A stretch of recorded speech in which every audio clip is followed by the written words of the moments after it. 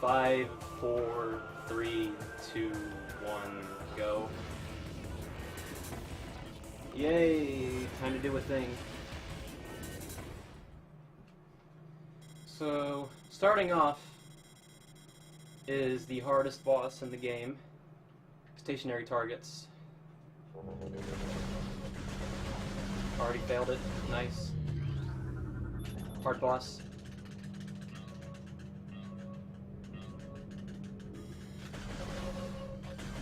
Alright, we're past the hardest boss in the game. So, okay, there's a lot of things to explain in this game. Okay, first, let's go with movement. First thing is...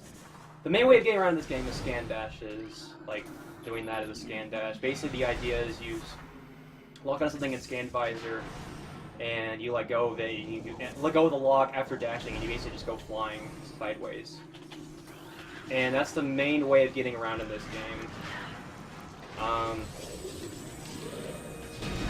Mic is low. I can alleviate that in just a moment.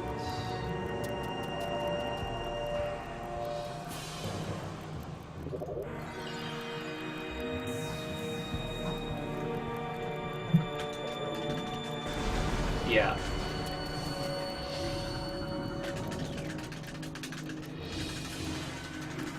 Okay, there's not much to talk about in the frigate because, it's basically just the introductory level. So I guess I can explain basic movement while I'm at it, because, okay, so, basically the fastest way of getting around is moving sideways, essentially, because there's no horizontal speed cap in this game, so scan dashing is more or less king. Boost ball is slightly faster. Rolling around and more fall. No, I'm not doing the wall crawl for relics. Followed by L jumping. L jumping is... hold on. You know what? Fuck that. I'm just gonna do this. Already off to a fantastic start. Okay. Anyway, L jumping is whenever you jump while holding L, then release L partway through the jump. You go slightly faster. And after that is just straight up walking while holding L, because walking while holding L is slightly faster than straight up walking. And then just regular walking is the slowest. And basic movement just basically revolves around using all your fastest options as much as possible. Coming up, you'll see a neat trick called rapid fire missiles used to kill Parasite Queen in like 3 seconds. Basically, if you hold C up and mash Y at a steady interval, you'll shoot missiles really quickly. And because Parasite Queen, you're supposed to scan her to reveal her weak point, which is her mouth, so you can lock onto it. But the weak point always exists, so if you just manually aim up to the mouth, you can just still hit the weak point without having to lock onto it.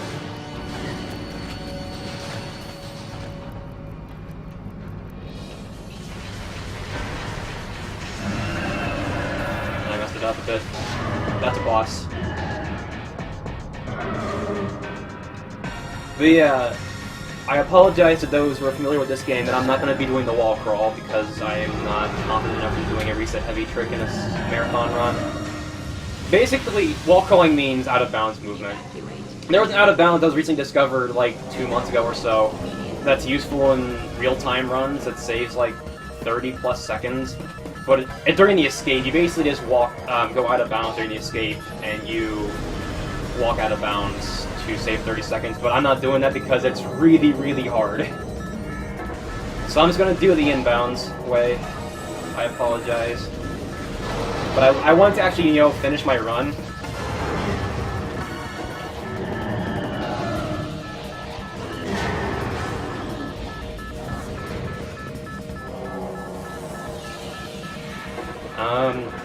Not really much to explain during the escape other than it's just basic movement to get out.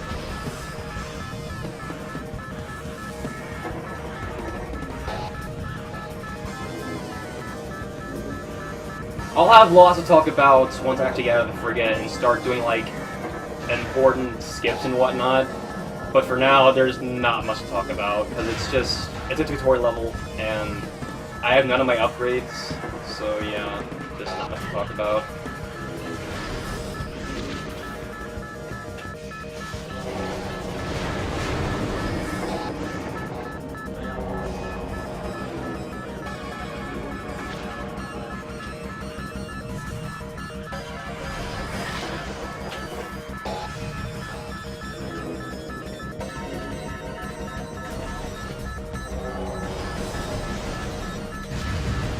I also apologize for not being Miles, because more people than Miles run this game, crazy as it may sound.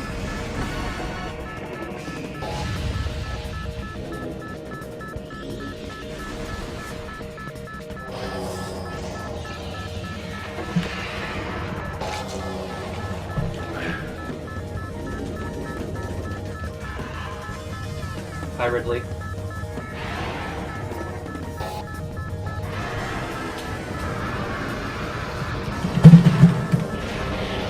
Dropping controller strats.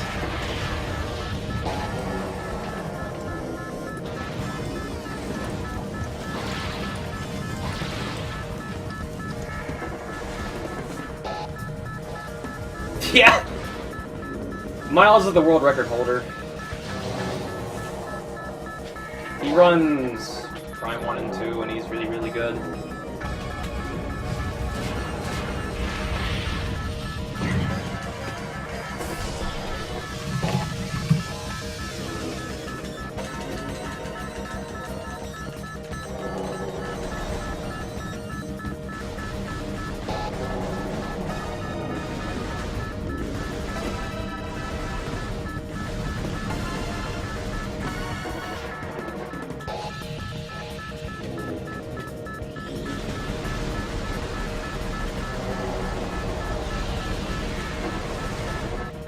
Yeah, I'm out of the frigate, almost. Some L jumping right here.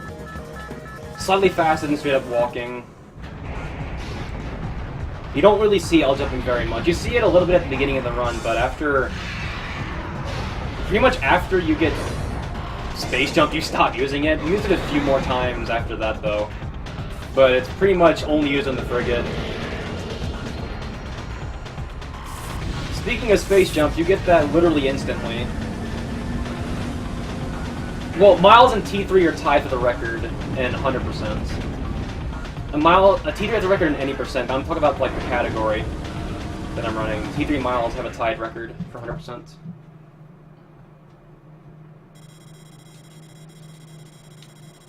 Yeah.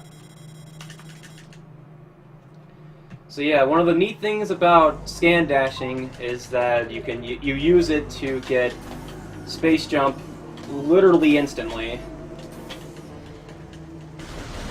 Oh hey, look, space jump. You're supposed to get this like way later, but getting space jump boots first really breaks the game open wide. Like, a lot. Because the early parts of the game aren't really designed to where you're supposed to have space jump boots. So you can jump over a lot of things that you're not supposed to be able to jump over and all that kind of nonsense. Doing some scan dashes. Let's get through here fast. Doing some R jumping. R jumping is the fastest way to move generally because if you chain R jumps together with a really tight window, you can gain a lot of speed really quickly. But you have to move horizontally, and it's generally only useful when going in a straight line. Yeah, thank goodness they put space jump next to the ship.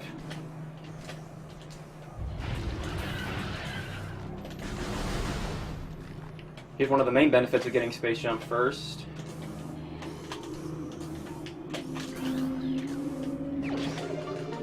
Getting missile expansion early. I don't have to do the missile launcher boss. And you can go straight to get more fall now. Hopefully these scarabs don't body me, because they really hurt.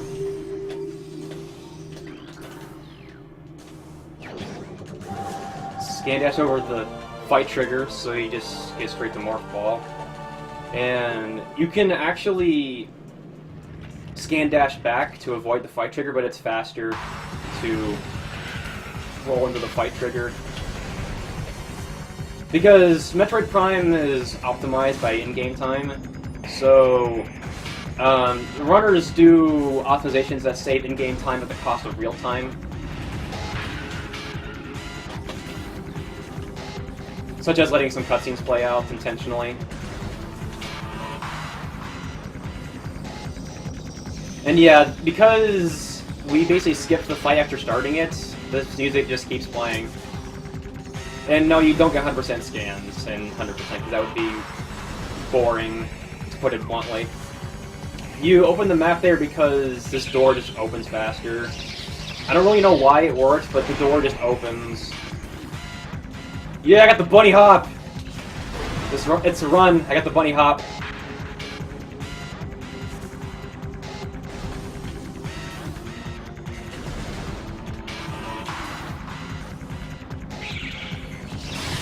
And yeah, Metroid Prime has bunny hopping. Basically, if you jump within like 1 or 2 frames of landing, you can basically maintain your momentum.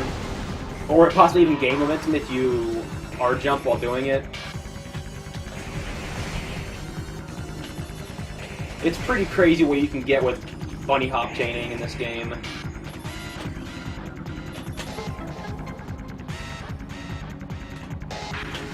Going here to get some charge beam. The run is mostly normal. I mean, yeah, you use base jump to skip some things, such as some cutscenes and fights, but up until after Morph Ball Bombs, the run is mostly pretty normal. It's just straight up raw movement optimizations. But after I get Morph Ball Bombs, things start to get pretty crazy.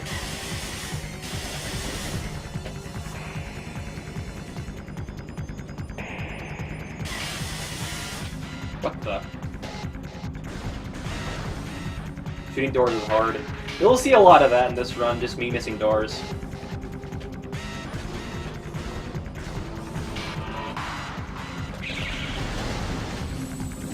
Get some refills off of these guys.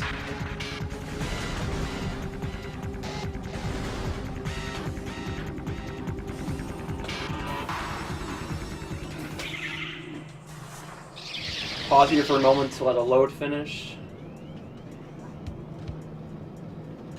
Now for everybody's favorite boss, Incinerator Drone, colloquially known as Zoid, because the lead developer, Zoid, I forget what his real name was, but he's known as Zoid, basically developed this boss and coded this boss, and this boss is completely random. It's one of, like, the most heavily random parts in the entire run. Because there's 35 seconds of variance of when the button can come up, and this is already really bad. I forget exactly what the variance is per cycle, but it adds up to 35 seconds of variance throughout the entire fight. And it's basically just, there's nothing you can do to speed it up or influence your odds, it's just simply just cope with what you're given. That was actually good.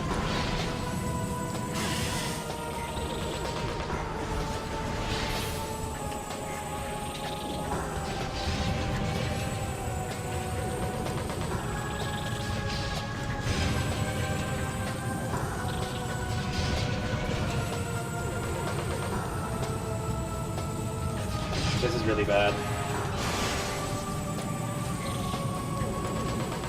And yeah, you can get up here with space jump. You actually don't even need space jump, but it's really easy with space jump. You can just stand up here and just shoot the button.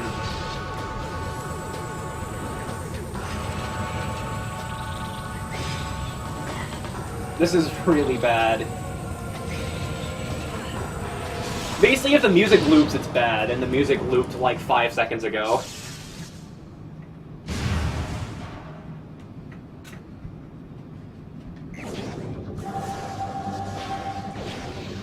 Yay, now things start getting crazy. Yeah, it's fine casually, but it's awful in a speedrun. And Zoid makes a comeback later on in the run. Of course. I was trying to get an instant unmorph there to let me roll into that while morphing to get the missile expansion a little faster, but it didn't work out. RIP. You denied a Magoo Pyramid? Someone ban that guy. I will not let this stand.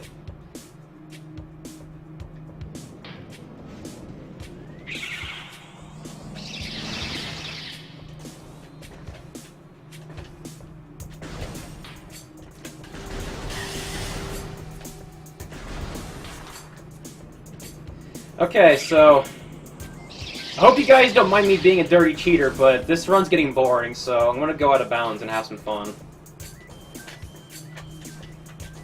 Doing what's called a ghetto jump off of this ledge. Basically, it's jumping against the slope, and you get some extra height out of your jump, and now I'm out of bounds. Now for the hard part of explaining how out of bounds works. Basically, every single room is encased in an invisible bounded box, axis aligned around the doors. It's referred to as ether by the community. Basically, when you're inside the box, physics works normally. When you're outside of the box, you can stand on air as if you were on solid ground. And you can do a lot of nutty stuff. The way you actually, like, navigate is you hit load triggers that are placed within each room to actually load the next room you want to go to. Then you... Hold on, this transition is annoying. Then you basically... To go to the next room, you basically go up on top of a door, up to a door, and this transition is just not working. And you basically rub against it, usually. Basically to go, okay game, I want to go from this room to the next room. And out of bounds, just a giant combination of knowing where to stand and knowing where the low triggers are, essentially. It's a lot harder than this looks. Dude, nice, I fell. Okay, now I get to explain ether jumping, at least. Basically, there is a 3-frame window between whenever you go between the boundary. There basically, when going between the boundary of entering and exiting the ether, there is a 3-frame window where you're able to jump, and if you basically go in and out of the ether and use ether jumps, you can gain height indefinitely. The only problem is if you fall, the game makes you lose control of Samus, so you basically have to do it without missing a single one, which is really, really hard. So yeah, that was okay. The room where I fell was a little bad, but I didn't at least soft lock or anything crazy like that. Yeah, literally rub against it. Like, there's no other way to describe it other than rubbing against the door.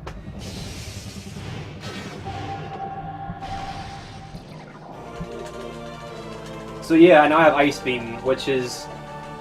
actually doesn't save as much time as you would think. It saves a couple minutes, but like...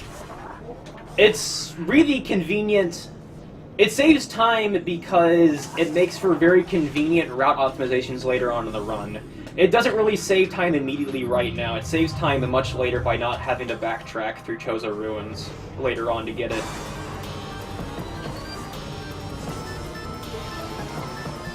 So yeah, activating this Morph Ball slot to get an E-Tank that's in this room.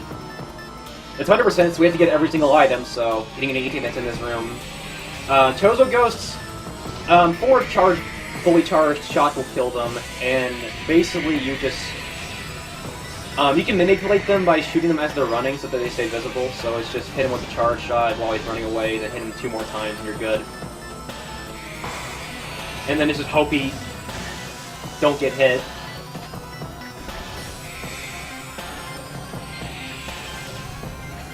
That missed. How did that miss? Whatever.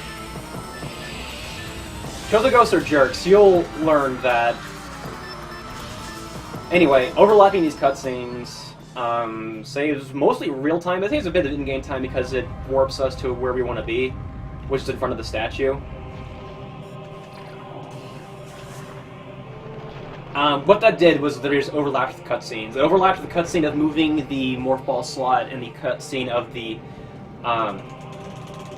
Ghost of Death cutscene unlocking the doors and whatnot. Or the Ghost of Death cutscene activating the statue, and the cutscene for moving the Morph Ball tunnel.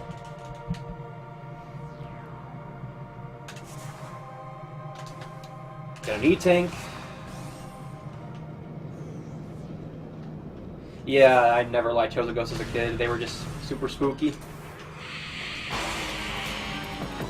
Spooky ghosts. Getting an E-tank over here.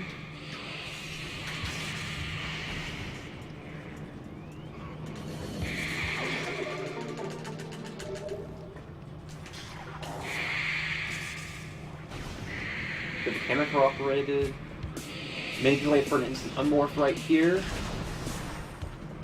Basically, if you unmorph while the camera's obstructed, the game will instantly unmorph you. So you can use that to save a couple frames by not having to wait for the unmorph animation.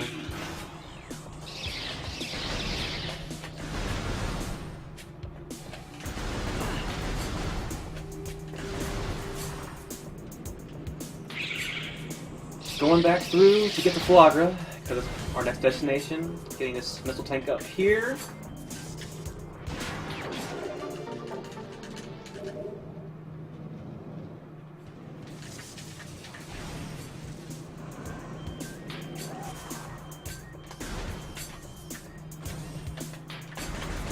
This symbol can be annoying sometimes because the vines are invisible, but they're still there. So it can be obnoxious sometimes.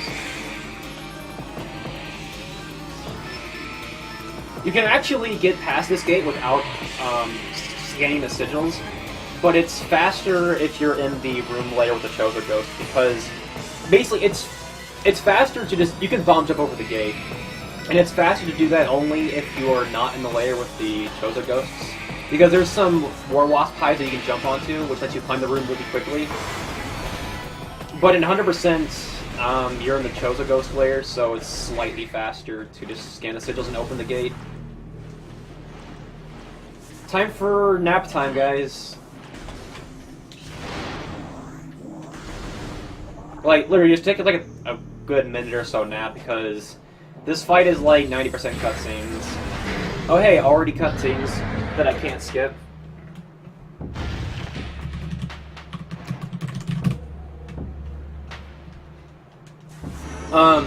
Neat thing with this fight, yes, it's 100%. You don't actually have to be in the morph ball slots to activate them, you just have to be near them. Only reason you use the morph ball slot in the first one is because it's faster, because the game puts it right in front of you. But otherwise, it's faster to do this. Just get near it, and oh hey, it works. And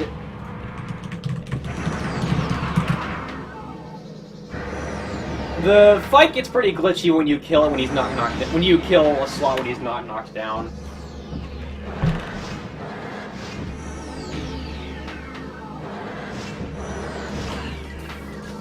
Knock that out to distract them.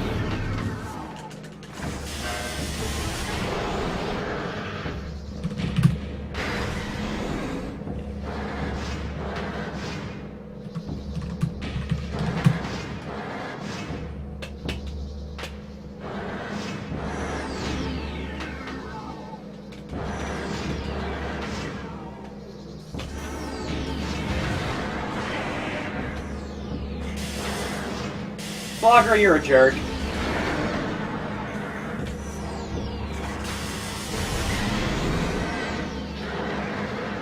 And yeah, that's Flagra, otherwise known as nap time.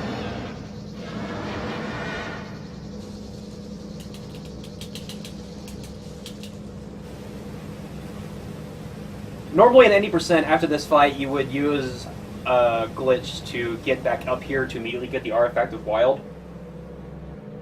But in 100% it's faster to come back later once you have Super Missiles and Spider Ball. Not by much, but only slightly. Because Super Missiles wreck Chozo Ghosts. Because normally Chozo Ghosts die to 4 fully charged Power Beam shots. But they also die to a Super Missile shot and a mostly charged Power Beam shot. So the fight generally goes a lot faster and is usually much more consistent if you come back with Super Missiles.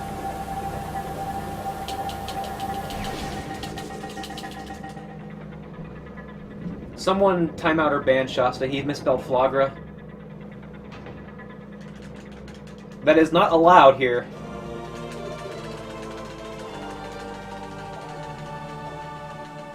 is DF? That's a good question.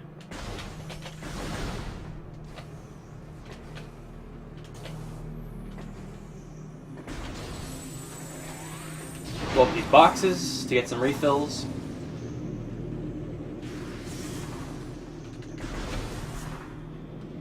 Oh no, I failed early wild. Rip.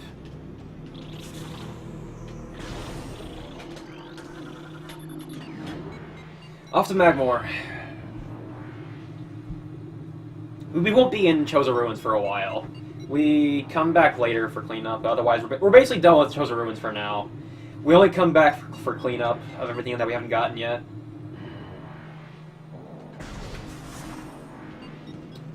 Rip.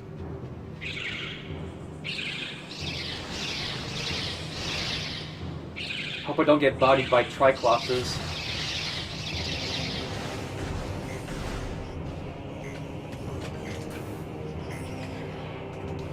No siree, I can't pause the game.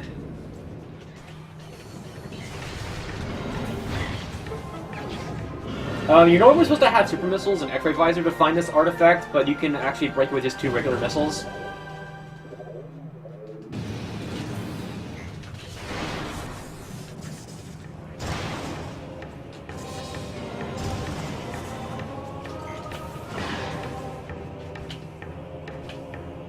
Come on.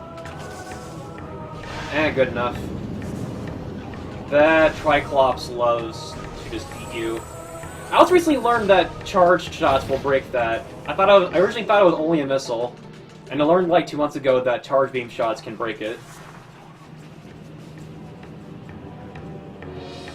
Which is convenient because 100%... You would think that with all of the missile refills that we get in the run, and energy tanks, we actually pretty much use every single one of them later on in the run.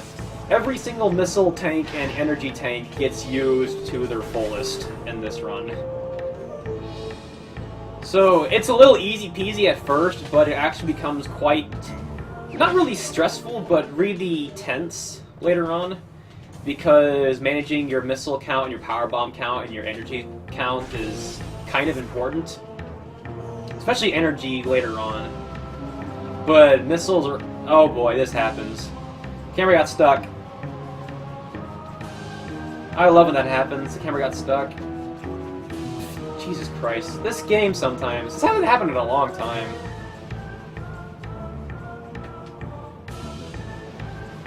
There we go. Okay, that was just a very planned strategy to keep us on schedule, obviously. That was completely intended.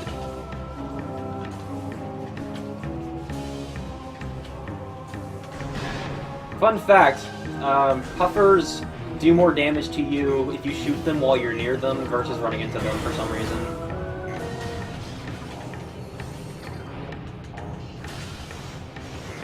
Hello? Get up here, do a sick dash to get up here, and we skip having to climb this room. Get an E-tank up here.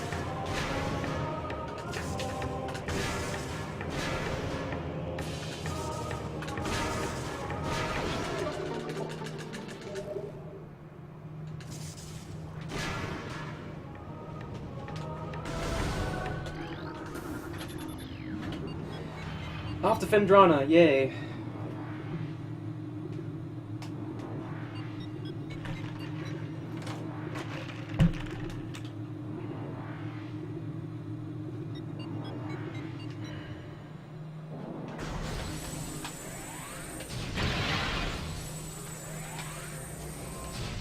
Just doing some R jumps to get through here faster.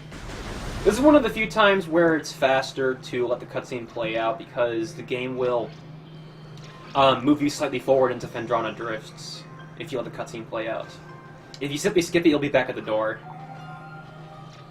There's other instances of doing that, usually done during the beam cutscenes, because there's usually like a 1-frame window to actually input something after like item acquisition cutscenes, and it's most useful during the beam acquisition cutscenes because it lets you equip the beam before the fanfare comes up, which lets you shoot the door to exit the room immediately.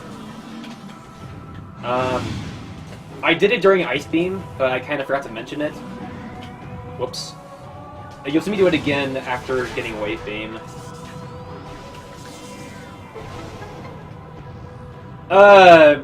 Original GameCube was way faster than Wii. The company that made this game passed out a lot of the skips, or at least they tried to, in later releases, and it just ends up being a lot slower to play on not the original GameCube release. It's doing some Morph Ball bomb manipulation, essentially, to get more bombs than I'm supposed to have. Basically, if you waste a bomb and then use the other two, you use the first one, wait a tiny bit, then you can use up to 5. Because you use the first 2, then it refills while using the first 2, then you get to use 3 more.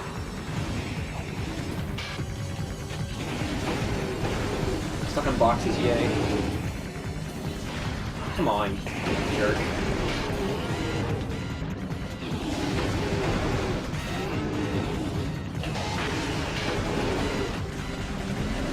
How did you not die, you jerk?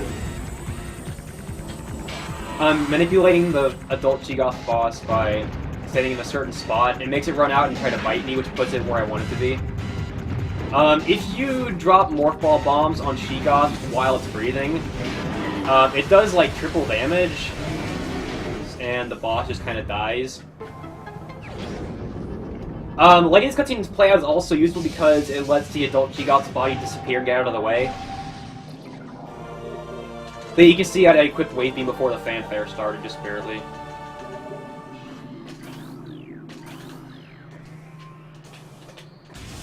Uh-oh, I've been found out. Did I get the door bomb? Ah, rip. Do a scan dash off of this. Jump down here. No scope the door. And we're off to get Boost Ball! Hopefully we don't get bodied in Phendrana shorelines. I am the law. Got the dash, nice. The dash is harder than it looks. It's somewhat precise. Just more falling because it's faster. When I've access to Boost Ball. Once we get Boost Ball, we just start boosting everywhere because it's much faster than anything else. It's not as faster than R-jumping, but it's faster than anything else other than R-jumping. It's the most consistently fast method of movement, because R-jumping requires, like, straightaways that you can abuse to go really fast in. Okay, Mr. Crystallite. I'm not gonna do the dash because, I don't know. I don't want to fall, because this game hates me and wants to make me fall. The Googasm.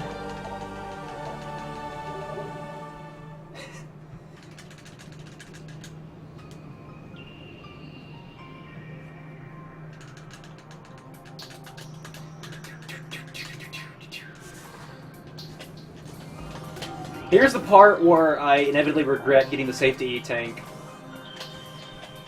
What the? Okay, no dash. That's fine. I can fix this.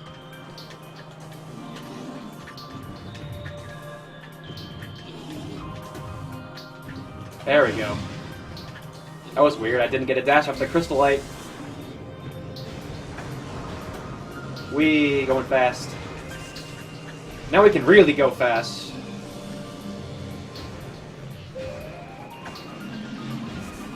Do a quick ghetto jump off of this.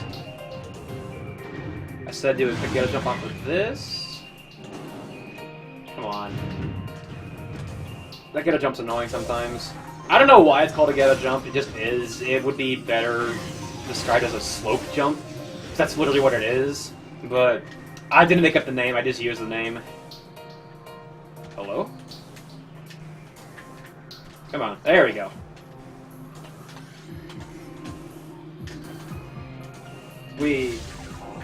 I am the law.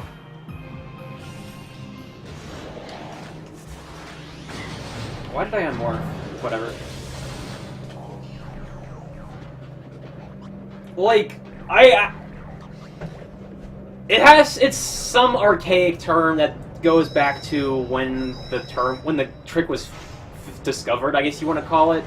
The guy that discovered it basically said it was a bit like a ghetto jump, and it just kind of stuck. It's not really a good name. This game and franchise is known for having tricks with very strange names that don't really make much sense. Where are you going? Where are you going? Jeez, he did not want to cooperate.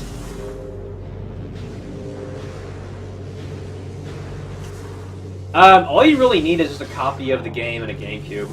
Fun glitch, if you start charging a beam and then switch beams and then go change visors during the beam swap animation, you can like pre-charge and hold a charge of a beam and the other visor that's not the combat visor. Oh, come on. What? I'll just go up here.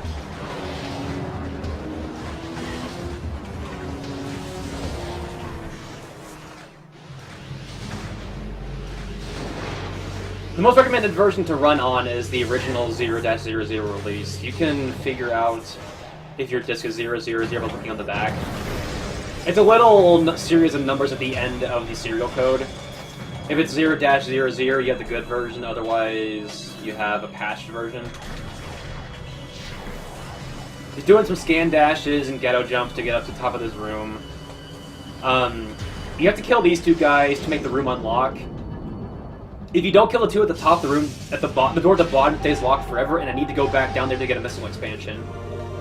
I let the cutscene to play out so that I can start charging Ice Beam during the cutscene, essentially, because this guy likes to be in the way. Basically, waste real time to save game time if the pirate is a jerk.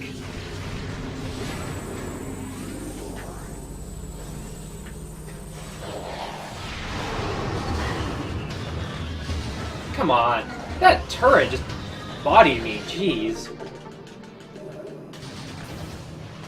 Now to go back and do it all again.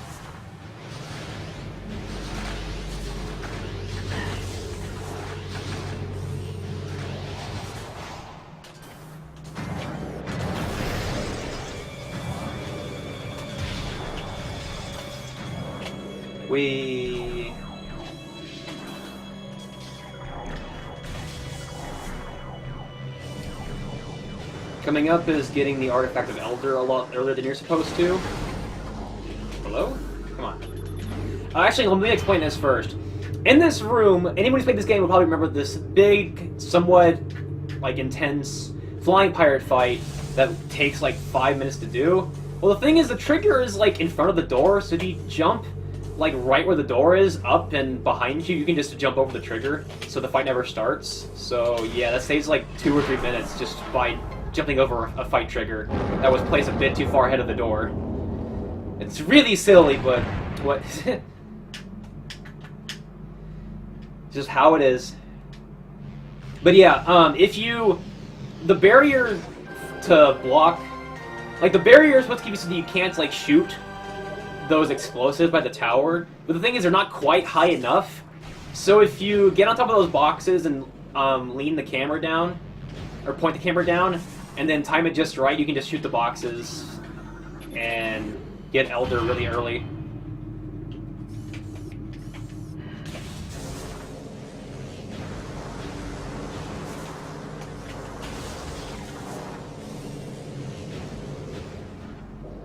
Hey guys, did you know that there's Metroids in this game? I didn't. I mean, geez, I never would have guessed that Metroid Prime has Metroids in it. I thought Metroid Prime was the character you're playing.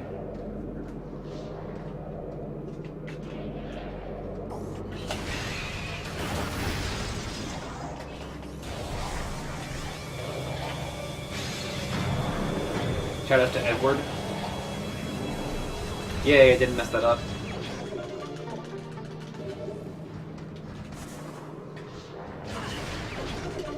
Getting some missiles and E-tanks, and then we're on our way to get the thermal visor.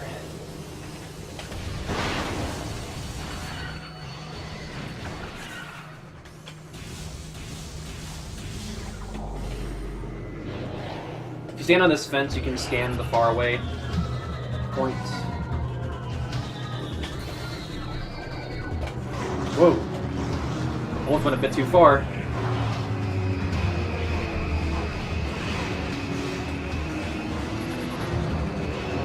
You actually don't need to get the thermal visor in this game for things like any %, but it's because you don't really need it to actually like beat the game per se.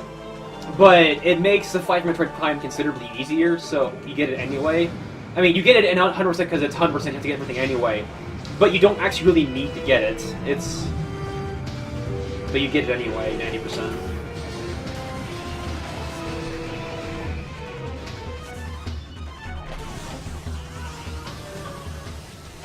It's called Metroid Prime because all the games in the series are prime numbers. Duh.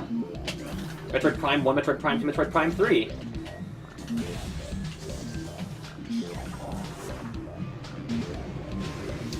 Whoa, camera, what are you doing? Jeez. Camera does that sometimes there. It's silly.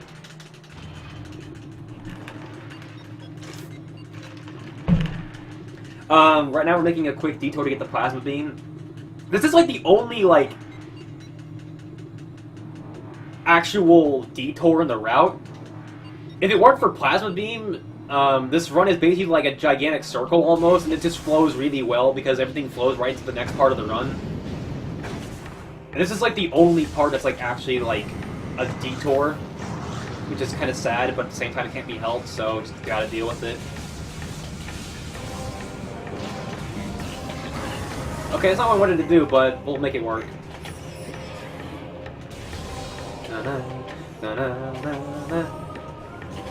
So time to get plasma without Spider Ball or Grapple Beam or anything else that you're supposed to have before getting Plasma Beam. All you really need is Boost Ball and Ice Beam to get it reasonably easily. And Space Jump, obviously. You can get it with much less than that, but it's a lot easier to have these.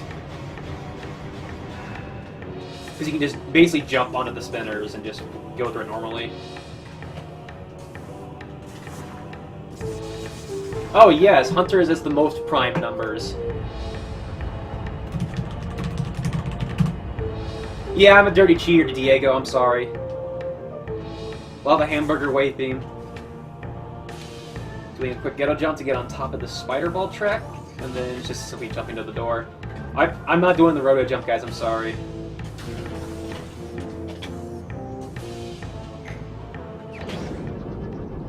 You don't really need to let this one play out because the door's so far away, but I just let it play out for the sake of consistency.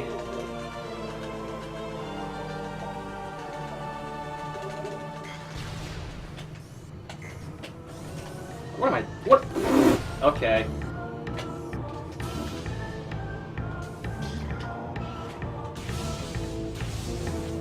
I'm sorry for Alex.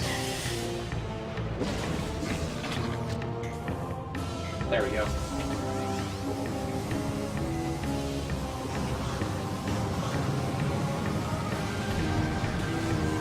Getting an E-Tank real quick, and then we'll be back to Ventrona. Basically for cleanup. Okay, sure. Those guys have crazy knockback with their missiles, and as you just saw, I got bodied hard.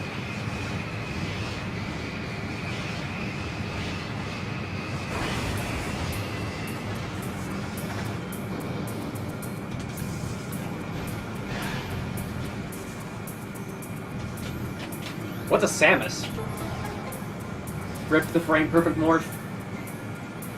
As I mentioned earlier, there's a frame to input thing between most like cutscenes and whatnot, and actions.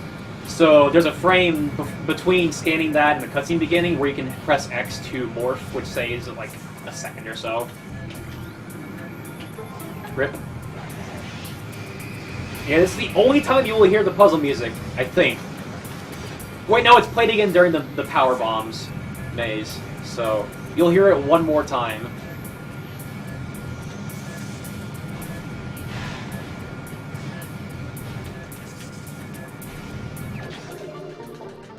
Seamus is the suit. Evidently so. I wouldn't know, I just run the game.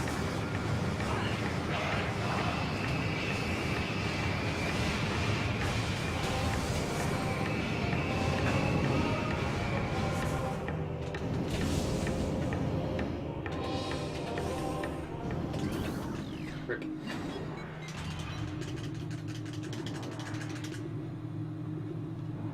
Metal Gear.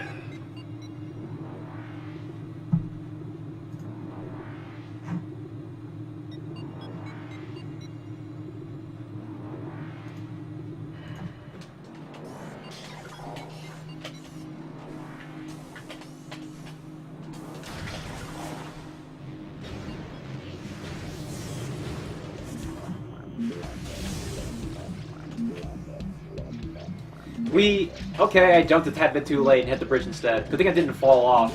That would have been a disaster if I fell off.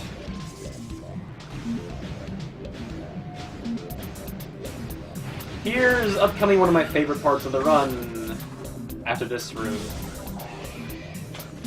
Come on. You don't really need grapple beam to get, like, this missile, but you can just dash over here instead.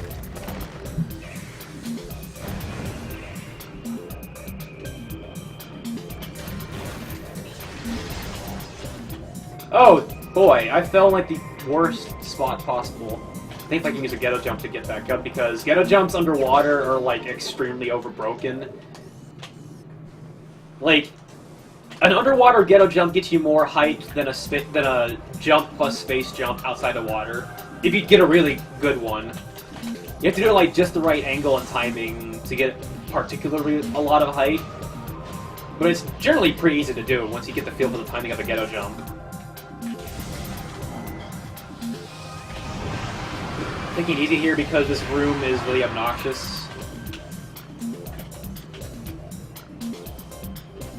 What? Okay, sure. Getting us back on schedule. That's what this is.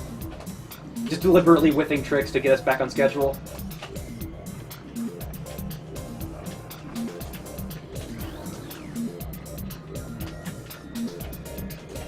Or rather, keep us on schedule would be a bit more accurate way of putting it.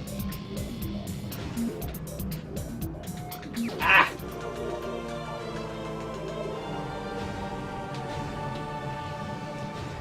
Yeah, I went for it! Why did I go for that?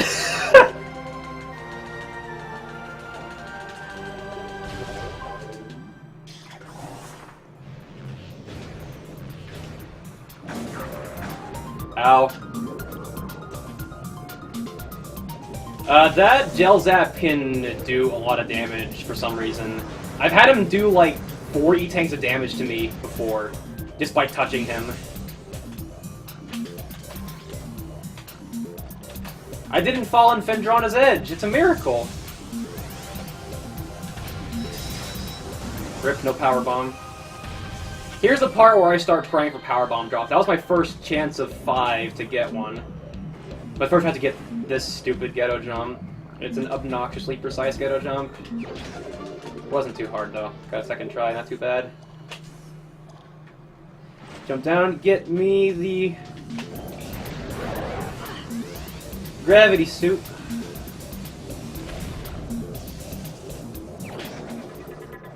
Quick nap time, you got 35 seconds. Make it count.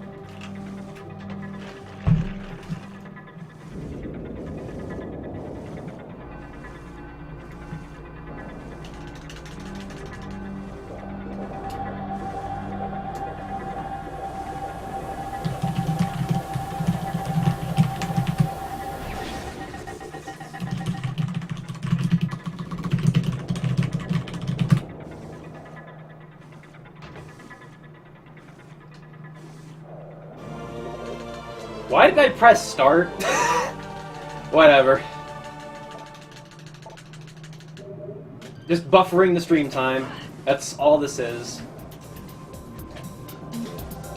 I'm doing a service.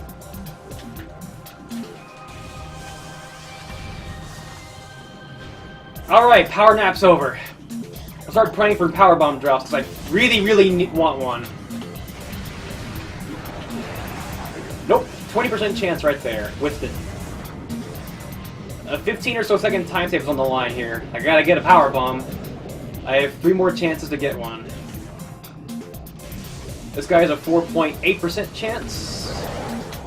Rip. This guy's another 20% chance. Only the first one drops anything. Oh, and I got one! It's a miracle! Fun fact, the trigger to enable the AI for that flying pirate up here is only by the door, so if you just jump in front of it, he doesn't activate.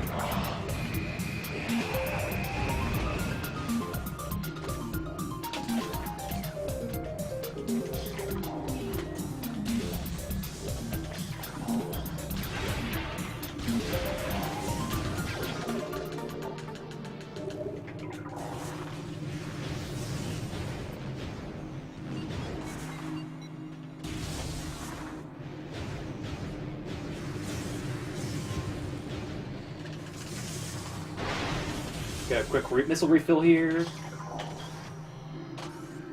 But yeah, combined you have like a 45% chance to get a power bomb, because you have 5 upper opportunities and they all add up to like a 45% chance of getting a power bomb. And well, it's kind of infamous just to simply not get one because it wastes 15 seconds. The power bomb saves time on Thardus, which is a pain in the butt. Because Thardus is just really obnoxious to optimize.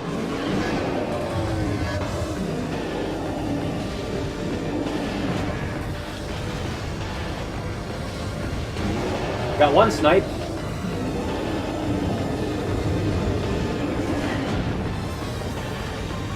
Rip.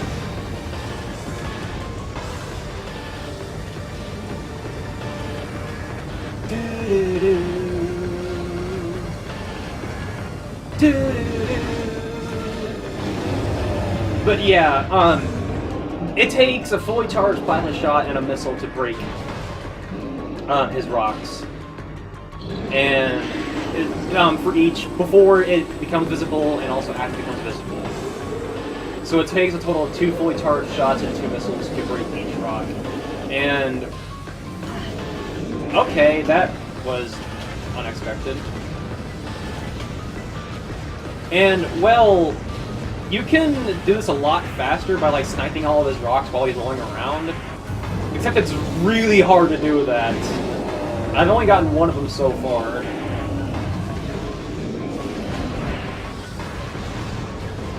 I can't dash today, I'm sorry. I wish the easy snipe. I'm a failure as a speedrunner. I'm gonna turn in my speed license right now, sorry, can't finish the run.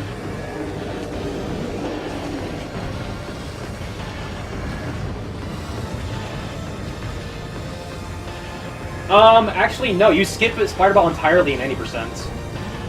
You only get it in 100% because you need to get it for the category.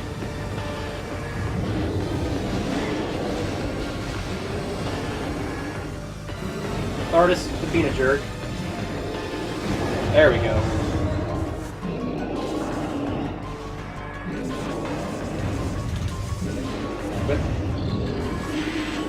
There's a visual cue for when to drop the power bomb. Basically, a power bomb will insta-give a rock.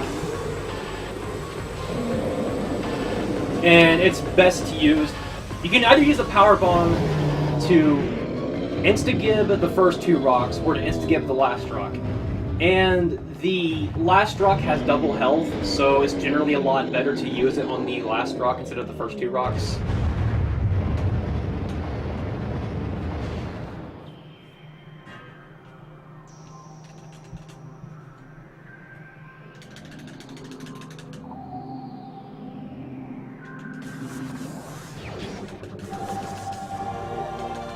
Yay, Spitterball. We can continue the run after that disaster of a boss fight, but whatever.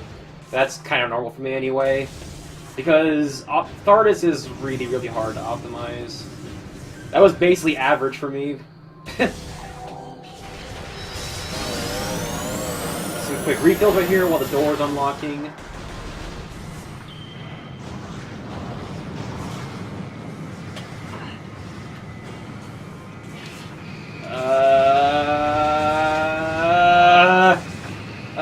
Okay, we're good. I Twitch morphed, and when I wasn't on the standable spot, there's a standable spot on that morph tunnel that you can use to just instantly roll into the tunnel, but I wasn't on it when I thought I was, so I was just panicking, hoping I wasn't going to get knocked off, but we're good. We can keep going.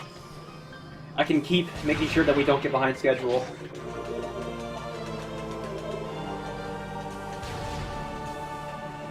Getting stuck on boxes, just costing time for the sake of keeping on schedule. It's all according to plan. Nothing has gone wrong so far. This has all been according to plan.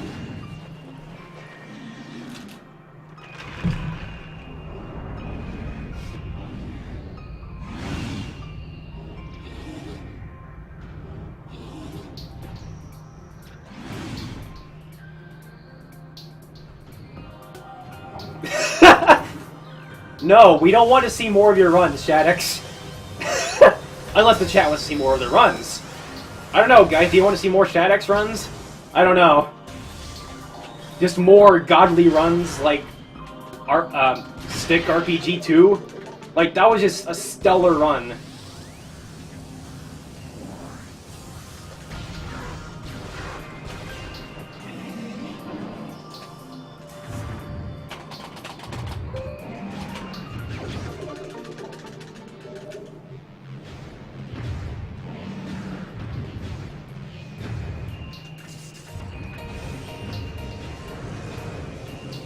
Well, sorry, this isn't a democracy. I'm not gonna save time.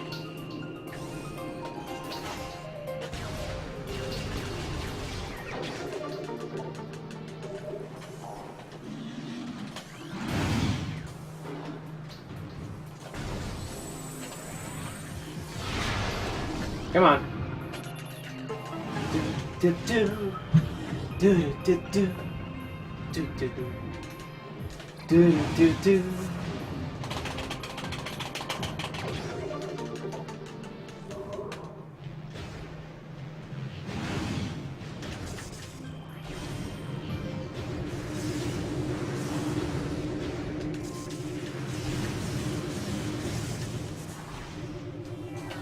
Oh yeah, I should also mention, mashing R is faster for going up spider ball tracks for some reason.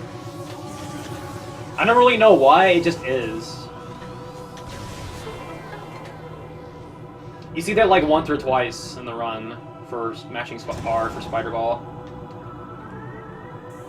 Well, yeah.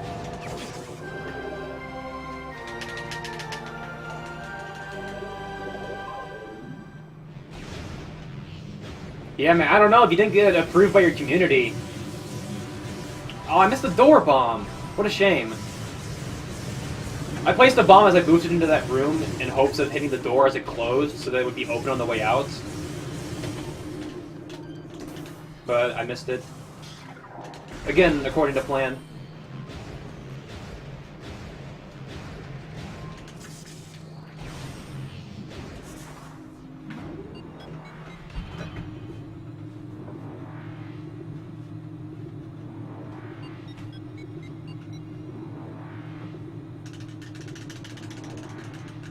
And this is basically the part where we finish cleaning up Magmore Caverns. I should mention Fenderon is done. We're never going back, ever. I'm sorry. If you like the music, you're not going to hear it again until you see another Metroid Prime run.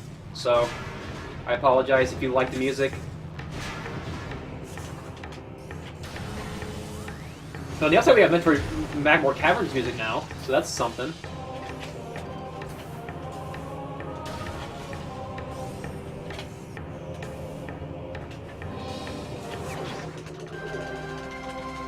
I grabbed the artifact there because while you're morphing, your hitbox is that of standing Samus. It's only like during the animation of morphing though. Once you're finished morphing, you are the size of a morph ball in terms of collision and whatnot. But while you're morphing, you will have the hitbox of standing Samus, so you can use that to grab items seemingly without touching them.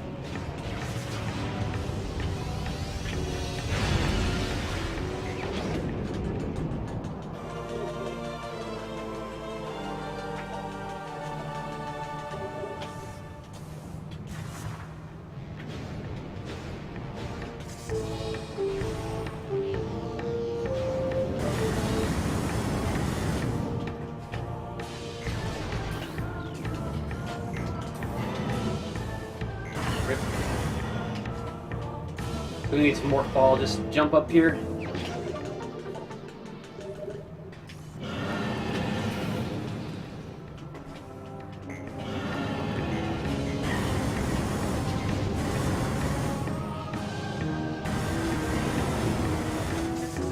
Don't give a fuck. Just lava boosting. Time for everybody's favorite room, Root Cave. Yay!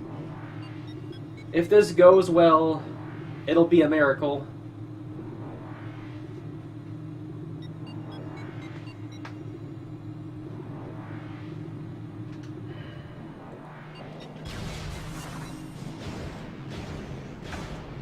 Zoomers. There we go. I almost boosted out of there. You can sometimes boost out of that. Of course, you're like, okay, you don't run 100% for Alex. Minor optimization, just jumping through that.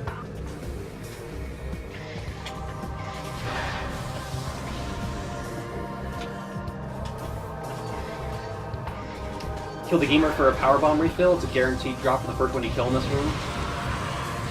I guess I should also mention that drops aren't like universal percent drops, like across the board in every room in the game. Drops are based on like specific rooms and specific enemies within the room.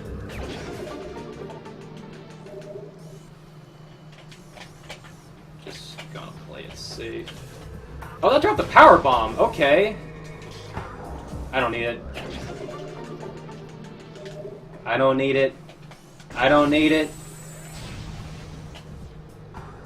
I don't need it. I need it. It's already despawned, rip. I could have sworn I grabbed it. Whatever. We're good. Maybe. I got 2 more refills later that I can use instead, so it's all good.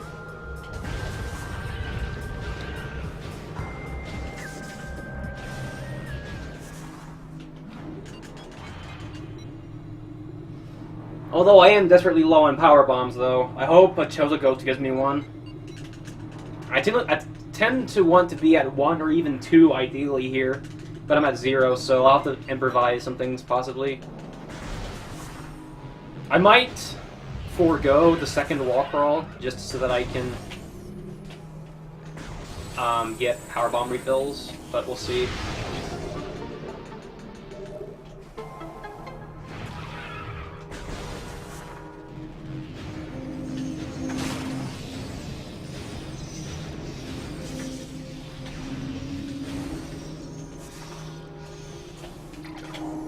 This event is on the internet.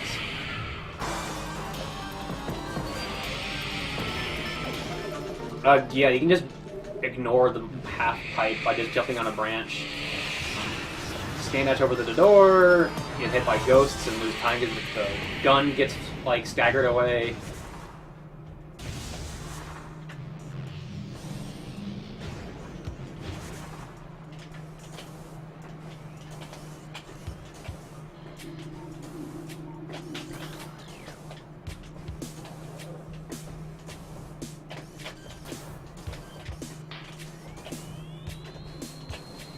This room is a little harder than it looks if you don't know what you're doing. You can just stand on the rims of the room like that.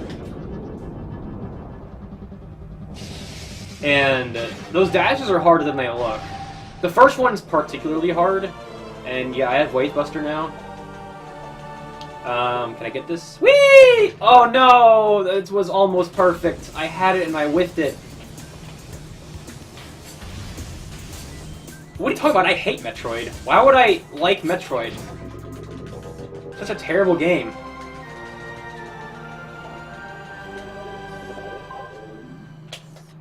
Ugh. Camera? Hello? Where's that? That's never happened before. Wouldn't be a marathon without a that's never happened before moment. That's for sure. Anyway, let's get back going.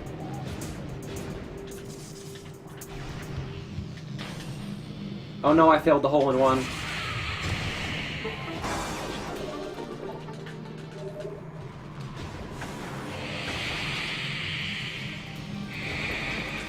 What? Okay. I like lost my speed for some reason. That was weird.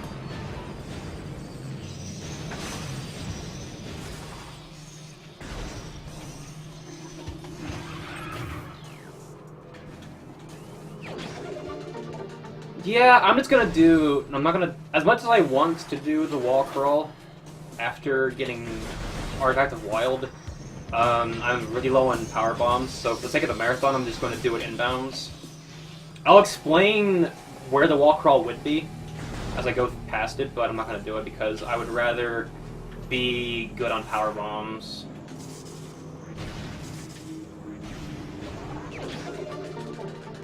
The wall crawl only saves like 15 seconds anyway, and that's if you're perfect, so it's not the end of the world. But like I said, just making sure we're still on schedule. I deliberately didn't want to get power bombs because I want to do the inbounds way to save, or rather cost, time for the sake of the marathon. This is all according to plan, I assure you. This isn't me just winging a run that game that I haven't played in 4 months. At least not seriously, anyway.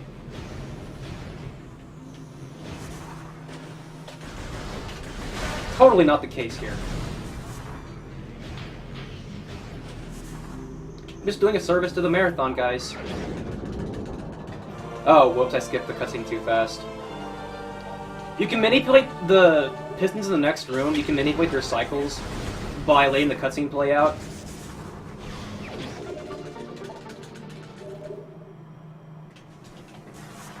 We actually, our leaderboards are synced with speedrun.com now. So you can use it if you want. Like, we use our own leaderboards, but they are synced to speedrun.com.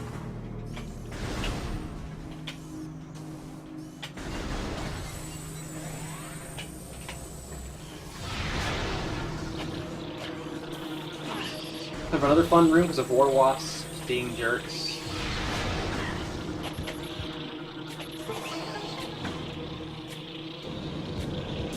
Not the right category, though. This is 100%. Wasps.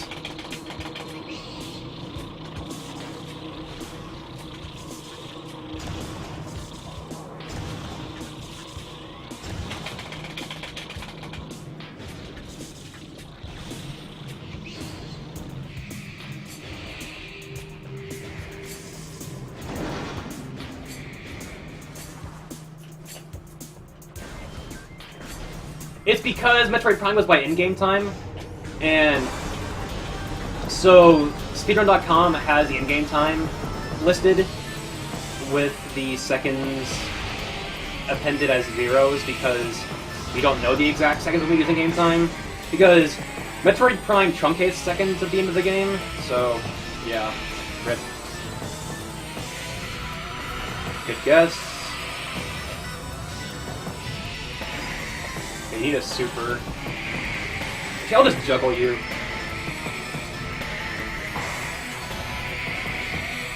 Yeah, you can do this over and over. No, I didn't lock onto it.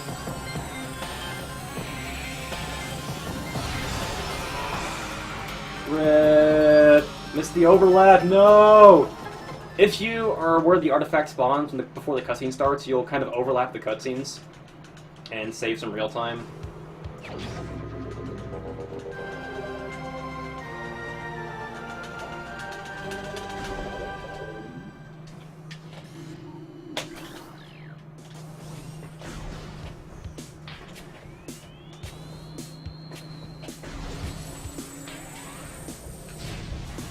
Yeah, items and scans are separate. At the end of the game, it'll display 100% because I've gotten every single item. There are 100 unique items to be obtained. You get 1% for each one. There's an exception to that, though, with Phazon Suit. Because Phazon Suit is weird. It doesn't give you a percent because it threw from the end. Why did I not bomb jump here? Saving time. Rather, costing time. Right. Plan. But yeah, the game only counts the items for the percent of the end. Yeah. In Fusion, 0% possible, not in Prime. The absolute lowest in Prime is 21% currently.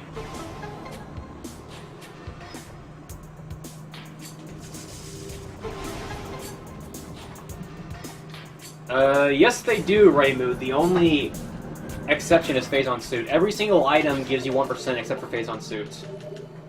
Yeah, it's because you lose it at the end. So they just have the game set to, if you have every item, it increments it to 2% instead of the usual 1%. Yeah, I'm going to do inbound because I'm really short on power bombs. Sorry, folks. These scarabs have a 50% chance to drop a power bomb each, so they are fantastic for getting refills.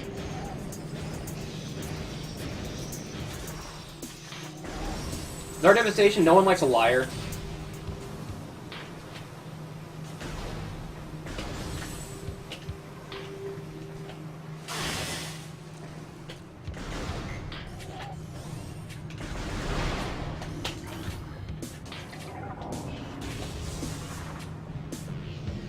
There's no Shine Sparks in Metroid Prime.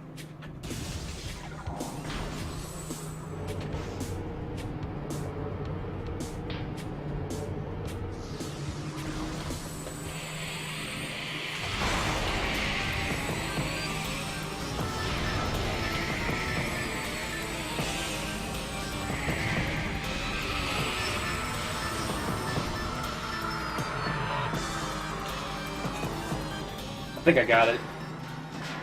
If you morph before the cutscene starts, it kind of just stops you, and you can use that rip. And if you're good, you can use that to get up to the morph ball slot in a single boost. Yeah, you kind of missed Deus Ex. It was an entire block before this block. So you're stuck with me, I'm sorry.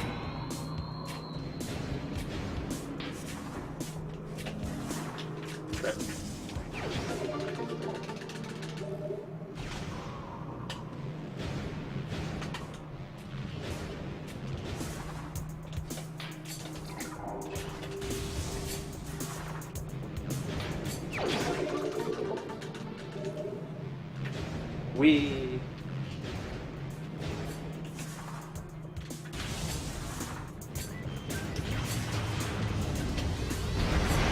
Oh no, I lost 2%.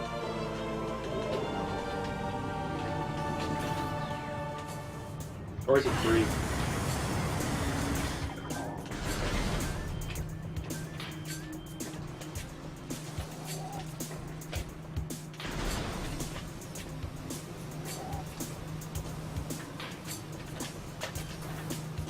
Just skipping a cycle with the fountain is faster than waiting for the fountain to go up.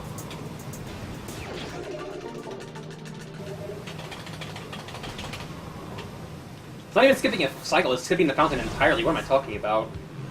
Words are hard. Can I get the bunny hop again? Rip. Oh, I got it again! I'll be damned. It's a miracle. Praise Magoo or something, I don't know. Whatever you guys like to praise these days. Oh, okay, sure. Speedruns and all that stuff. These Street Bats also have a conveniently placed, guaranteed drop chance for a power bomb.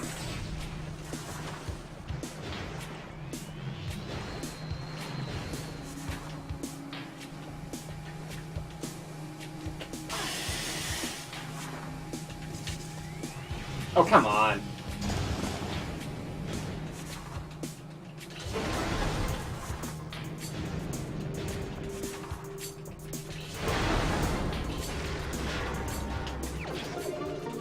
Fun fact, Chozo Ruins has by far the most items amongst any other area in the game.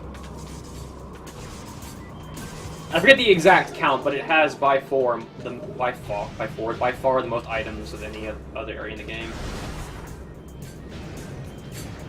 Which is kind of why I like it the most in Cleanup, because Chozo Ruins has so many items, so there's a lot of just raw movement optimizations to do for Cleanup. Cleanup is just raw movement, essentially, because there's not much tricks, other than you skip some cutscenes later on. So you go out of bounds once again to skip a as part of skipping a cutscene. Actually, it's like skipping 3 cutscenes.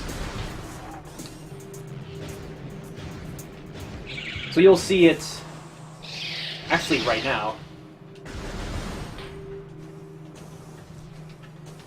I'm gonna be a dirty cheater again, guys. Please look away right now if out of bounds triggers you. Actually, I'm gonna be smart and save because messing this up can cost like 3 minutes. I mean, I'm trying to be nice to the marathon, but 3 minutes is a bit extreme.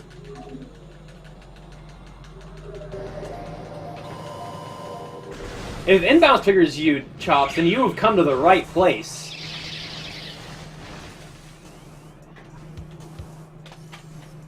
Okay, now to trigger all the people who ate out of bounds.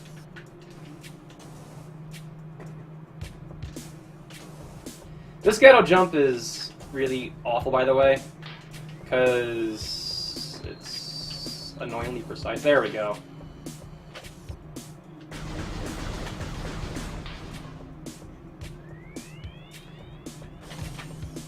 I got stuck. Morphing and a morphing will get you unstuck if you get stuck on a wall like that.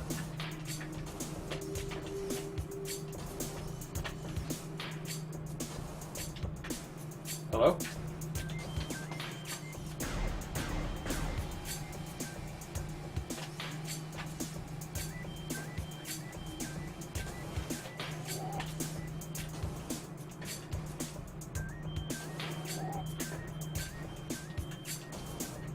Alright, we're good. Ooh. I didn't even need to save. Didn't even need it!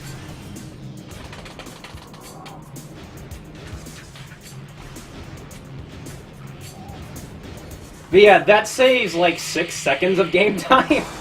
And I wasted all of it because, I don't know, I'm bad or something, I don't know. But it's cool to show off, so I did it anyway. It saves like a minute of real time because it skips a lot of cutscenes. Because basically this skips doing the puzzle in Energy Core, where you like do the morph ball bombs and you turn these like these generators or whatever the hell it is.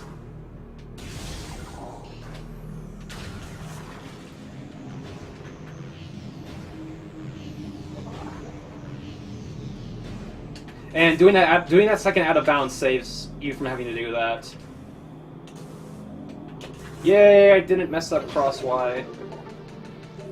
That jump is a lot harder than it looks. Like, once you have the feel for it, it's not too bad, but it's really easy to mess it up if you do it just a tad bit wrong.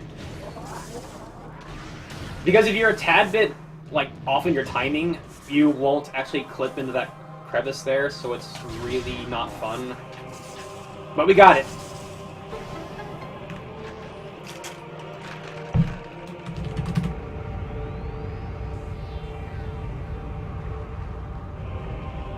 JRP got called out. Damn.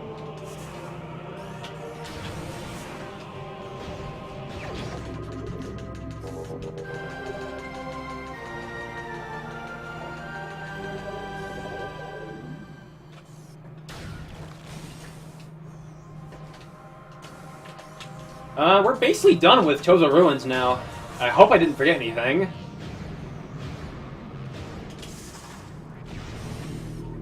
There's an awful lot of items to potentially forget in Chozo Ruins, so let's just hope that I got everything. Let's do a quick ghetto jump off the frog, or the stone toad. Let's get up here, and we're off to my personal favorite area, the Sunken Frigate.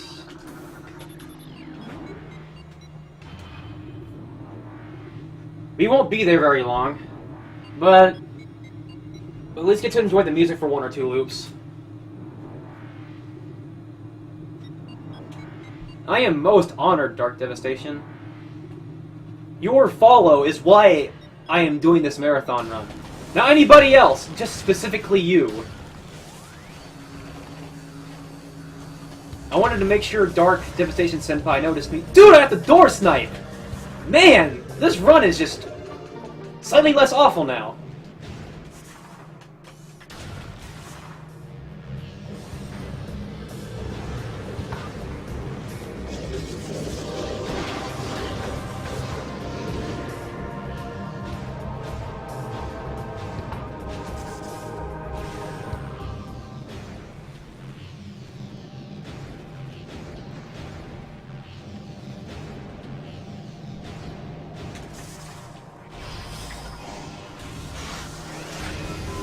These turrets can be jerks sometimes.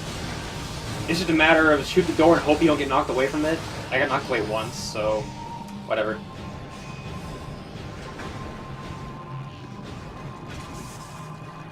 For those of you who don't like the frigate, take a quick, like, 2-minute nap or so, because I'm going to be here for a few minutes. Not too long, though.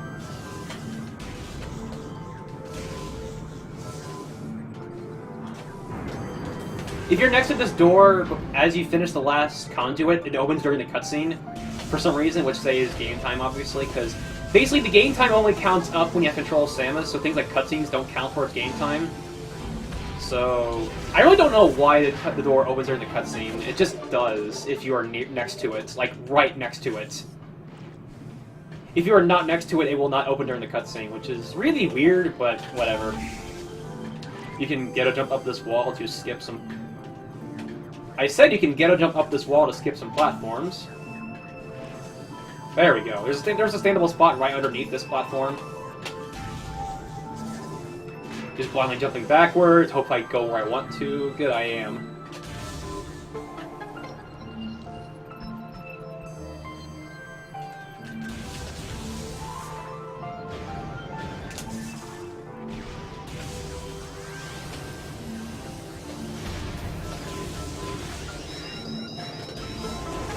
These drones can be annoying sometimes, where they can, like, hit... Cause there's a super missile cordite thing right here blocking a missile, and they didn't do it, but sometimes they can, like, hit you with their laser beam, like, right as you're using it, which makes you basically wasted because you get knocked away, but fortunately it didn't happen.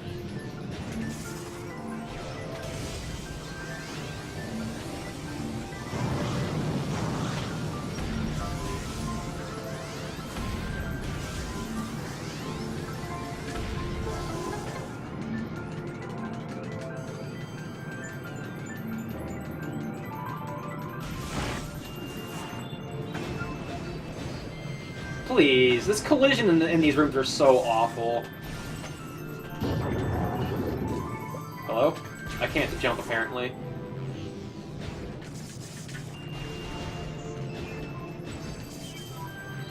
Shadex knows what's up. You can skip a bomb by boosting after bombing. See if I can get this one. Nailed it. Almost didn't nail it.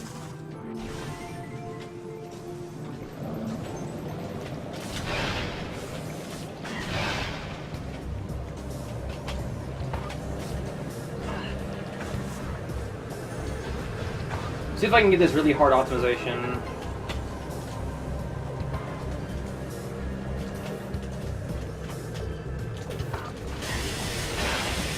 Oh, thanks, the seedling knocked me off. Whatever.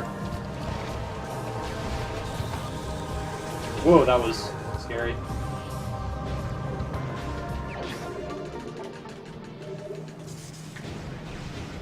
I'm full on power bombs. Oh, right, I did this inbounds route. I forgot that I did the inbounds route with the scarabs.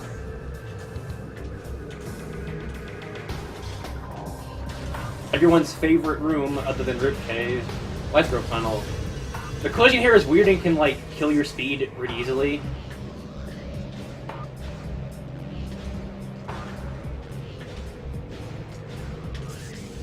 It didn't really do that, but that was me just boosting at the wrong time. You can boost up to the top in a single bound, essentially, if you time your boost right. I'm just bad and timed it wrong. I still have to go back through it, though, so it's very possible to get your speed eaten.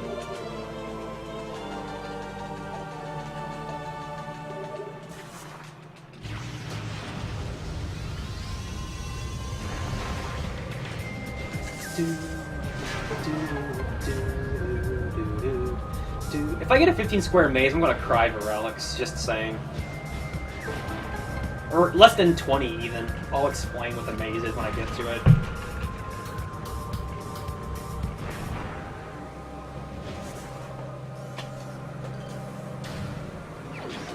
I just used locking onto that guy as a way of lining up. Shots fired 2 on schedule this time. I second that name, it's good. That guy has a guaranteed power bomb drop, He's there in case you get stuck in this room before getting X-ray without a power bomb. Basically, if you get X-ray before blowing up the wall, that guy will spawn.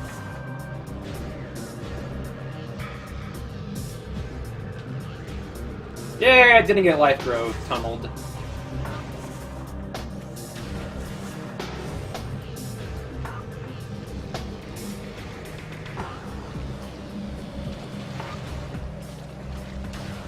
That's the wrong beam to be in. Don't get bodied. I didn't get bodied. Pipe. Time for the most obnoxious area in the entire damn run. The mines. Yay. Yippee.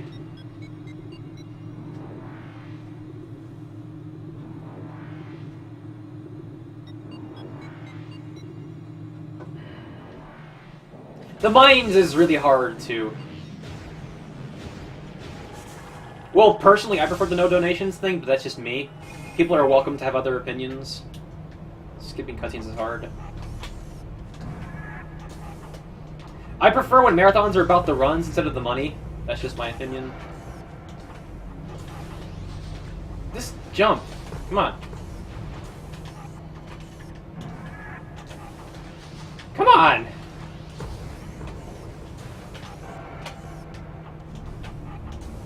There we go. Jeez. That is not that hard. I was just whiffing it to save.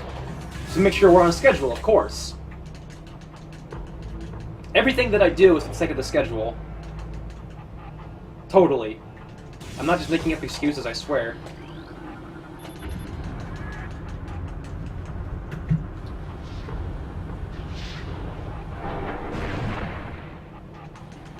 Man, when's Scrubathon? I tell you what, I would sign up for that day one. That's my major scrub here. There we go. That ghetto jump is annoying.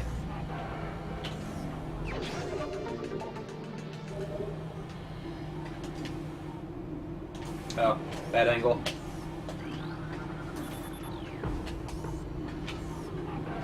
Whoa, wrong angle again. I opened this barrier so that I can actually leave after cleanup. Basically, we go through the entire mines backwards, essentially. We go in through the back exit, and we exit through the entrance. It's kind of funny. You kind of stick to the wall there if you hold right. It's weird.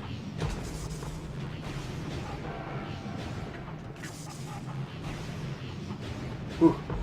Okay.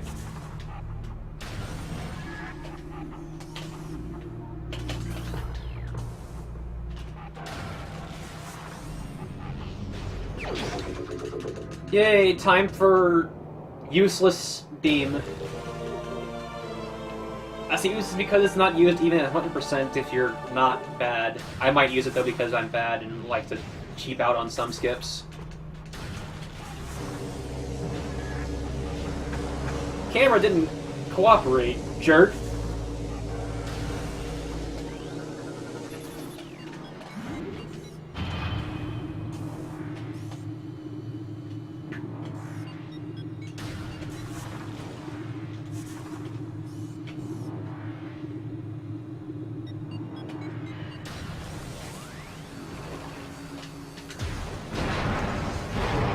I hope I do too, for Alex. I would keep us on schedule. Hold on. Okay. I can drop power bombs, and I wanted to just make sure, because I want to have 4 before main power bombs, ideally. But I'll take what I can get. See if I can do this guy. I don't know how to fight this guy, so I just kind of jump off his head and leave. He's too scary. I don't know how to fight him.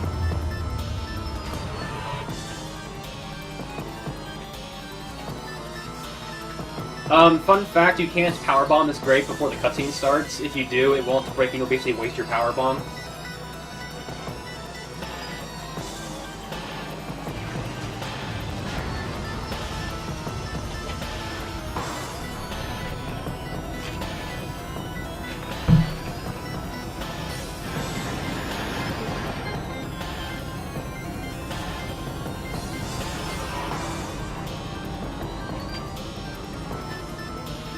This is our 13th energy tank, and we will use all 13 of them in a skip that's coming up called Early Newborn. I'll explain it afterwards, I suppose. I can't explain it during it because it's really stressful. The gist of it is, the artifact of Newborn is in a tunnel of Phazon that you're supposed to have a Phazon suit to get normally. But if you have enough health, you can actually just hell run through it and get it ahead of time. You're usually left with less than an energy tank left after doing it, though. That pirate was just really mean.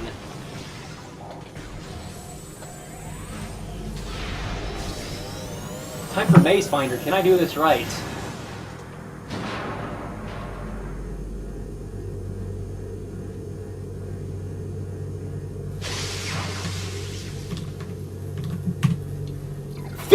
Squares! What did I say, Alex?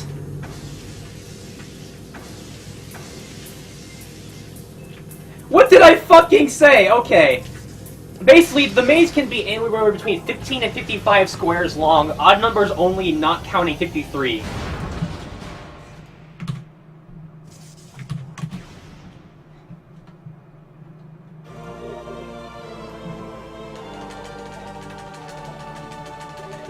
I'm using a program to figure out which maze I have by looking at 3 specific squares.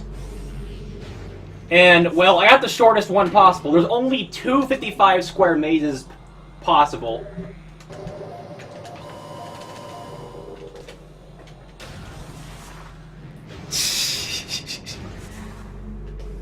I was just joking! Okay. That overlay was me showing what the maze was.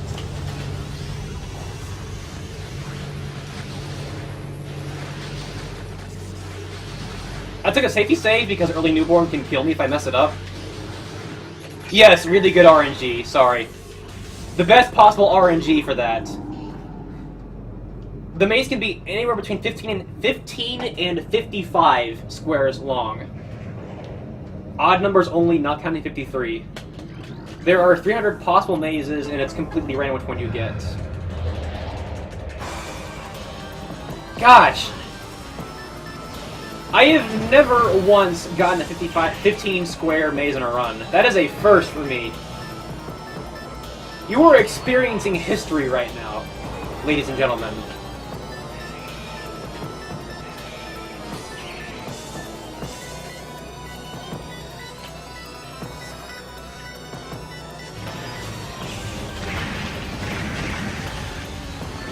Okay, I got a power bomb, I think. I'm gonna kill you first.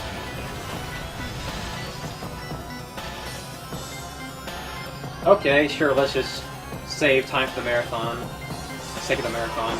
Or rather, lose time. I keep saying the wrong word. Words are really hard sometimes.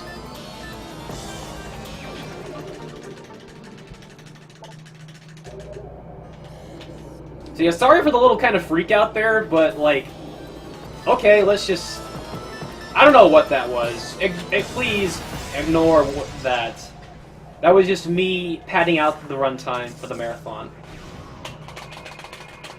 I felt sorry that I got the best RNG possible in the maze, so I wanted to pad it out a little bit to make sure. Okay, sure.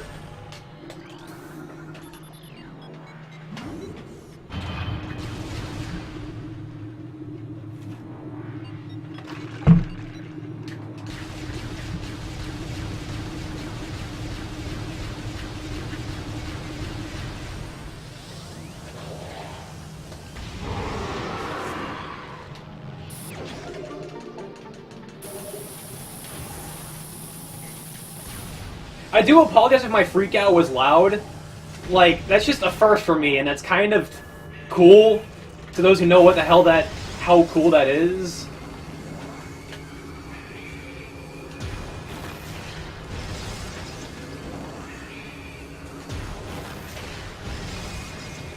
Give me a large at least. Power bombs. Well, let's go for it. I'm gonna shut up for a minute or two because this is getting stressful.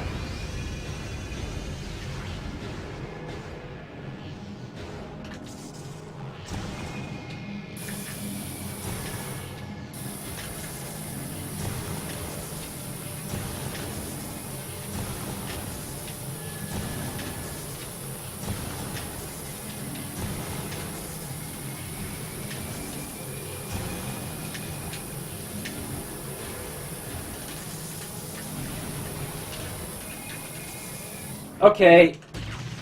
That's why I saved.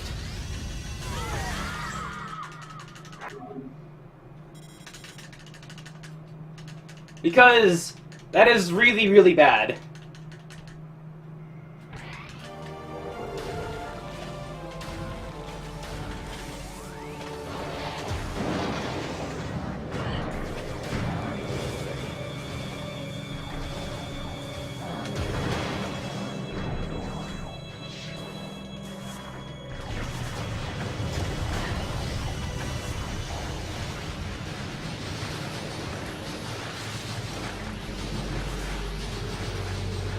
Yeah, it's for the marathon!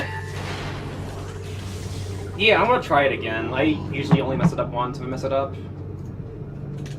Like, my estimate is padded out because of this skip.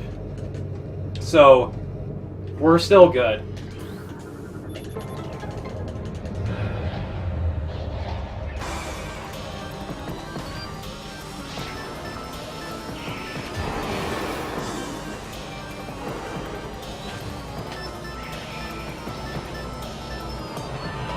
It's a shame they were no longer single segment, though. But that's not a big deal.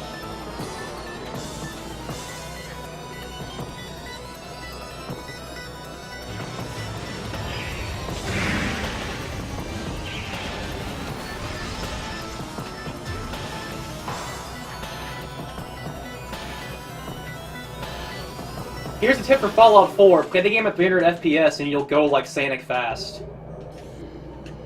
That'll probably break it in terms of going fast.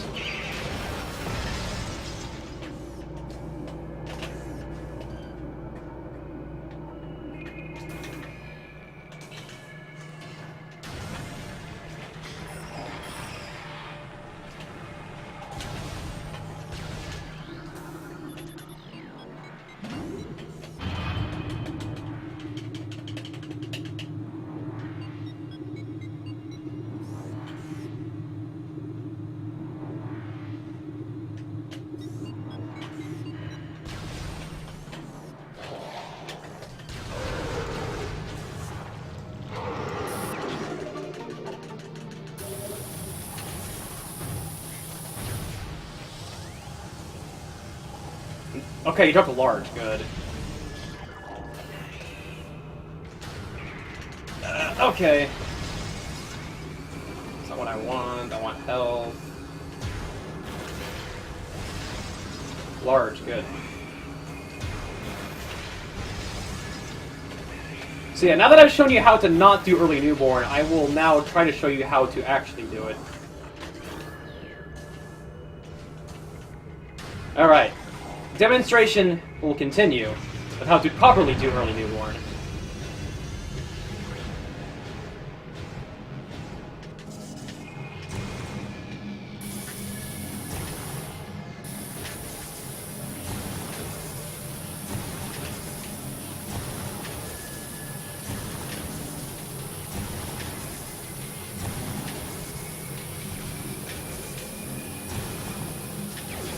Alright, we're in there.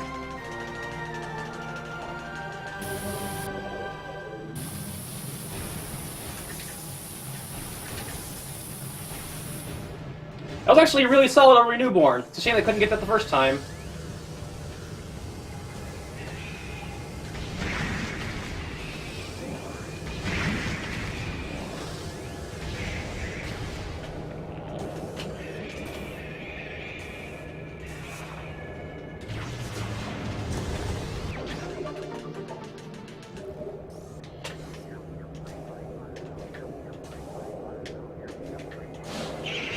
Hello?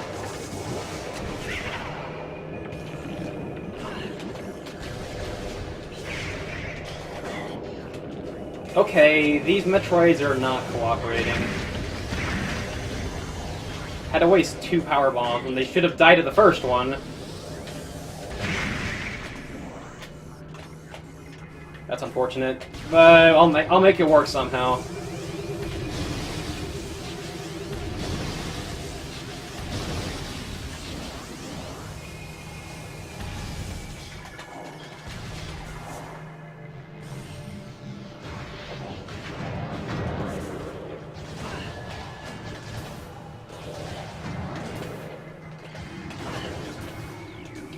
Okay, I got scared for a second there, but we're in there. We're good.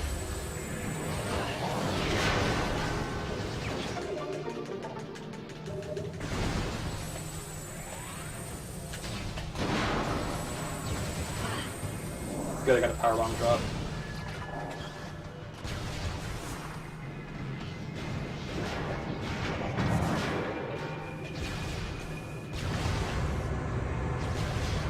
It's okay, though. Those Metroids just wanted to help save the stream.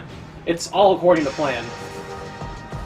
And yeah, that dash I did in the earlier room with the pirates was a lot harder than it looks. Like, a lot harder than it looks. Man, my missiles are just missing today. You can't spell missile without miss, after all.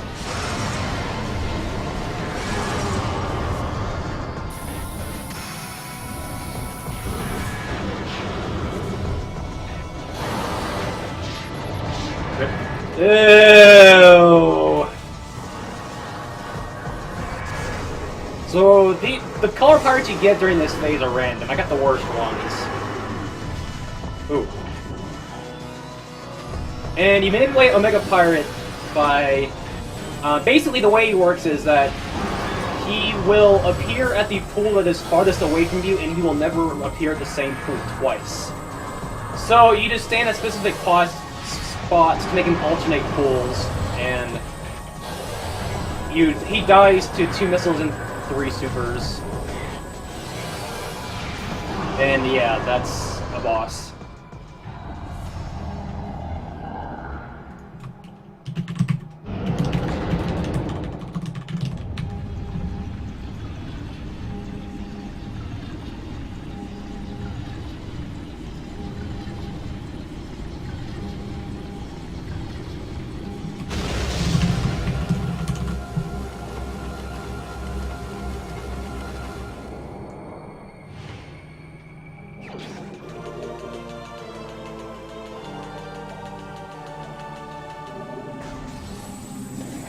Getting those pickups for the missiles, not for the health, because I'm getting an energy tank right here.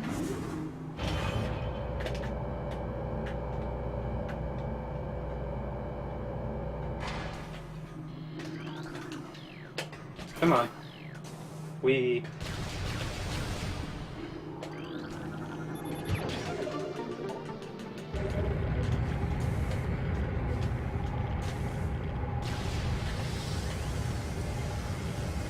Okay, now we have the try-hard suit. Come on. This room's annoying sometimes.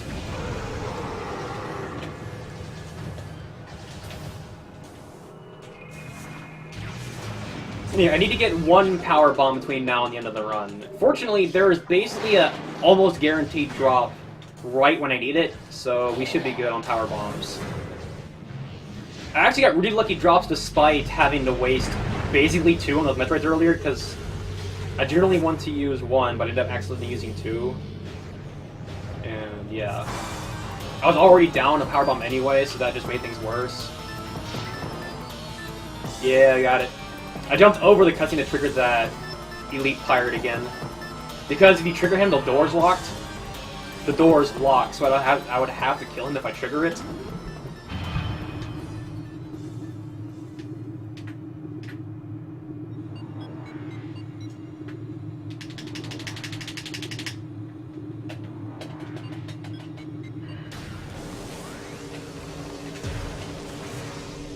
I almost did spiderless shafts. I don't know why. I'll put the Metroid down here just for a chance at a power bomb. Nope.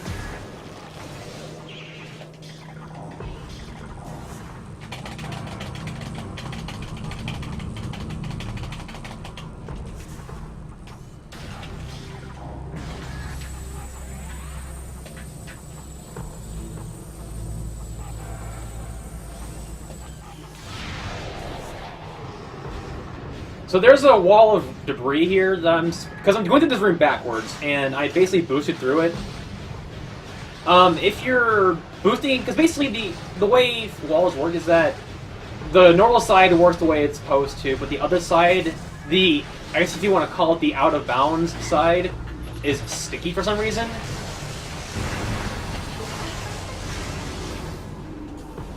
And if you continually boost through a wall that you're stuck on, you will get what's called infinite boost, and you'll just keep gaining more and more and more speed until you eventually clip through it.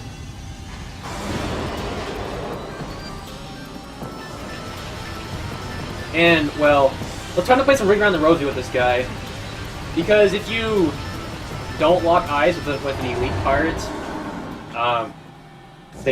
their AI never really activates. They just kind of try to lock eyes with you. And if you just play Ring Around the Rosie with them, they'll just keep turning. If you saw, I basically did the exact same thing on Omega Pirates. Because basically everything that uses the elite pirate, like, skeleton or modeling, or the base rather, has the same AI issue, if you want to call it that. Okay! I got literally bodied by those guys.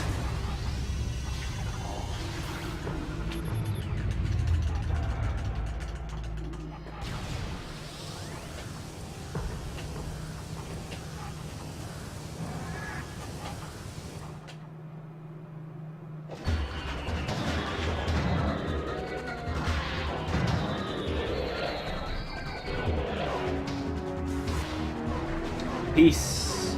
So there's a problem with this room if we go through it backwards, because we're going through it backwards right now. This front entrance will lock if you get near it, and the trigger to unlocking it is killing the wave troopers. Well, if you kill the wave troopers before you lock the door, the trigger to unlock the door never actually happens, meaning you are soft-locked, essentially. So you have to be very careful to make sure you lock the door before killing the wave troopers. And I got a power bomb drop, which is nice.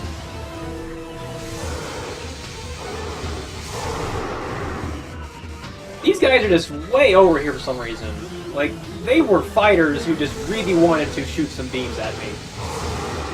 They wanted to fire some shots at me really badly.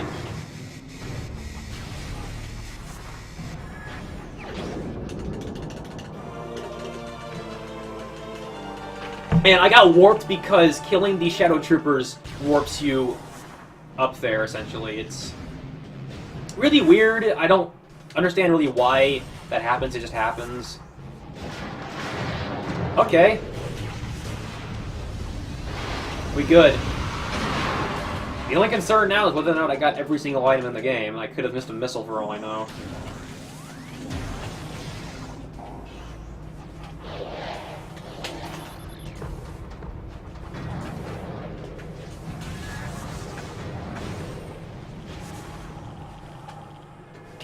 If I forgot an item, I'm going to just finish the run and call it a 98% run, or rather 99, because, like, I'll have to, like, really remember what I did and what I forgot to figure out what I forgot, and it's just not really worth the effort to get that final missile that I missed if I did miss one.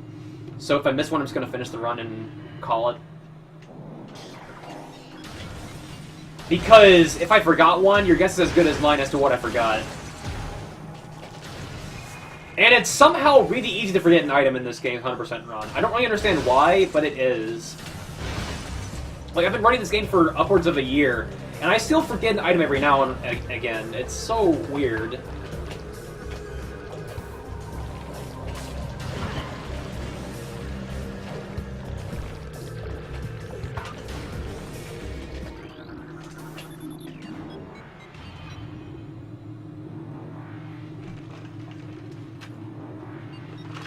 But hey, I'll probably have the 99% world record if that happens.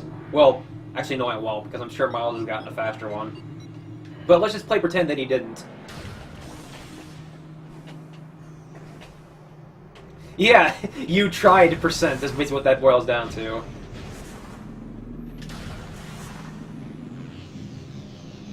Just doing a bit of backtracking to get back to Talon, because there's still 2 more missiles to be gotten. But other than that, we want to get back to the ship to get to Ridley. Because now we have all the artifacts.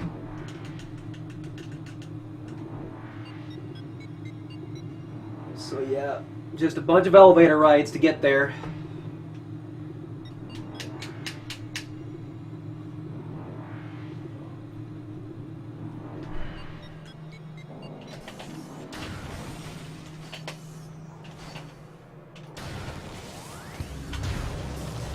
Dude, I got it again! I'm just a beast today. That door time is harder than it looks. Whoa, whoa, whoa, whoa, whoa. I missed it. Jerk. I was trying to jump right into this alcove while falling down, and I think I just barely overshot it or something.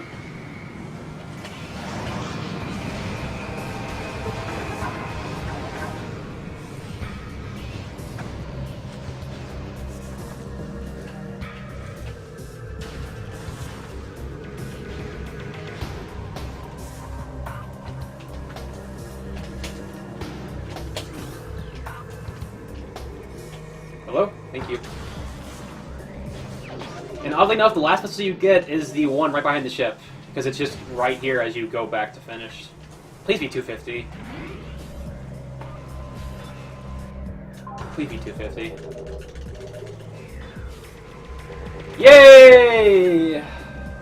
And that was the wrong scan point, so I fucked that up. Whatever.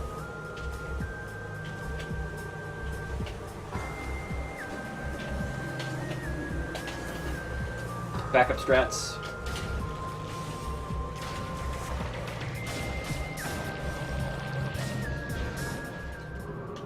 And before I forgot an E-tank or something equally stupid. I've once forgotten an E-tank and still finished the run. Yeah, 100% confirmed.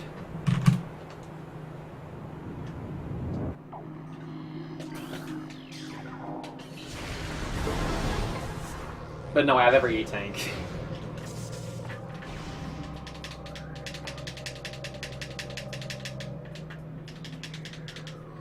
Longest load. And before artifact missing, yeah. I get to forget an artifact, so that would be a first. Oh, the 100% world record is 113, tied between Miles and T3.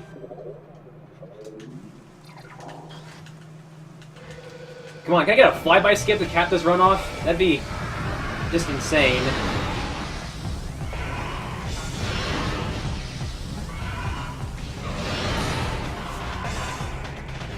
Oh, that was just a... Wait, what? Okay. I can't count, apparently. Yeah. I didn't go for flyby skip because I kind of messed that up and was freaking out. I literally cannot count, so... Hype.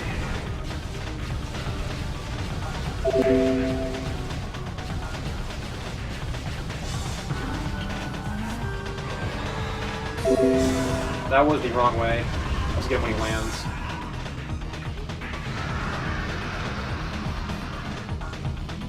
He's landing right now. So yeah, fun fact. Look at his health bar now. Boost Ball is OP against Ridley.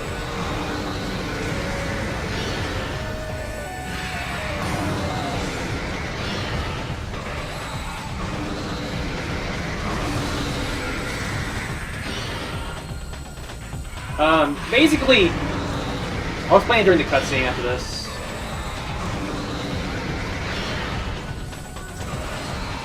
Rip.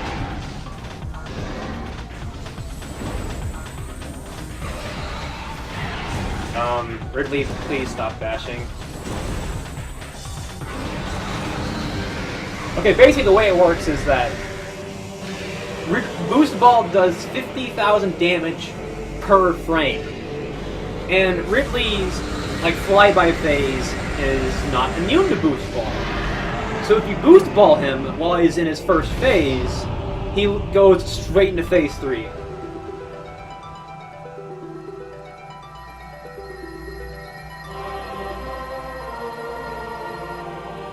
Or phase 2.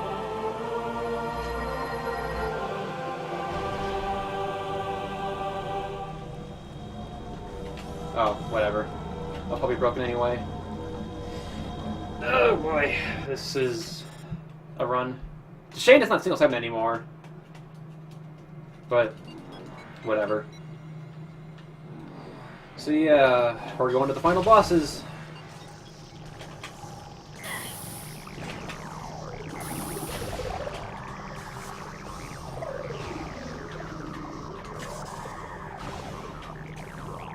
Okay, sure.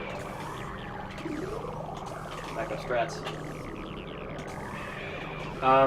Metroid be nice. Metroid be nice. Metroid be nice.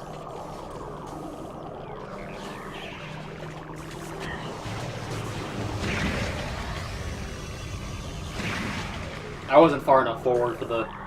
I was going to do a BSJ, which is a bomb space jump. Basically, after you get an instant unmorph, you have a 21 frame window with which you are able to jump out of it. Actually, you always have this state regardless if you get an instant unmorph or not. But the thing is, the unmorph animation is long enough to where that doesn't actually happen normally. But if you get an instant unmorph, you are able to jump out of it because the 21 frame window isn't up yet, so yeah.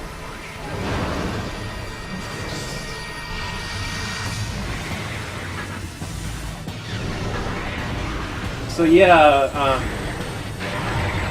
this is a boss.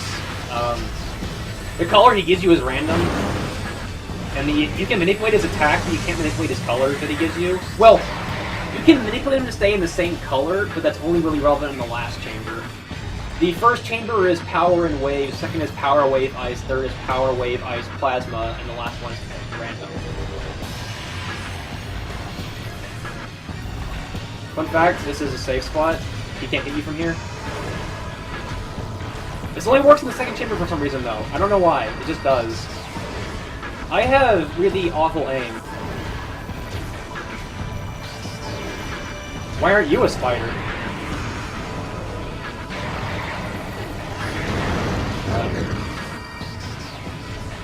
And yeah, Ice Spider's overpowered. I just skipped the next cycle.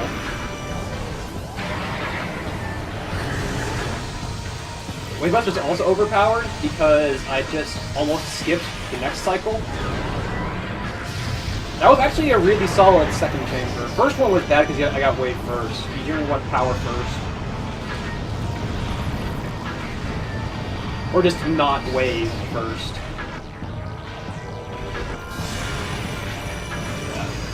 Because Wave Buster chews through missiles. Why did I press Y?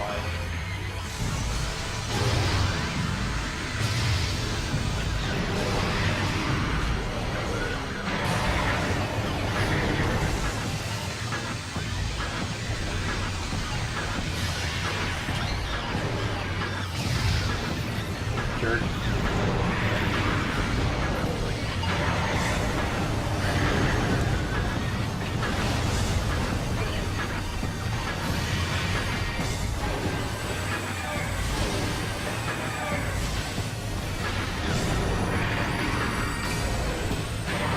Oh, right, there's still one more phase.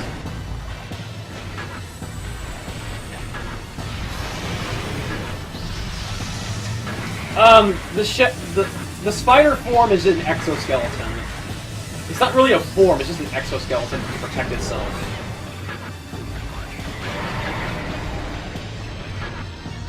It just happens to look like a spider because spiders are cool, I guess.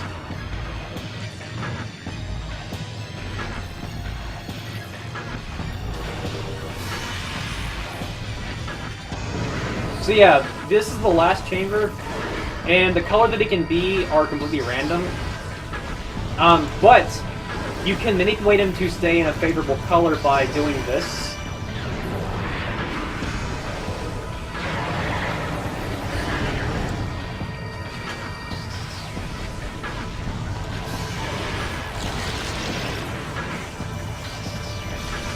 If you get right in his face, he'll do his swipe attack, which is... I cannot do anything. Okay. See, like that, he just does that sometimes. But yeah, Ice and Plasma are generally among the best, but Wave is nice if he like ends a phase while in waves you can do the base cycle skip method. But ice is the best because you can just do that to skip a cycle. And that's the exoskeleton.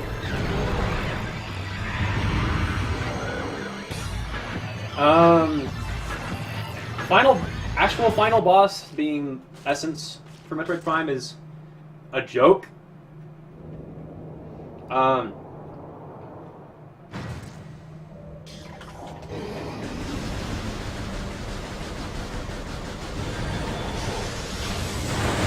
I'll explain how this works during the credits. I have to actually focus, so I'll explain how it works in the credits.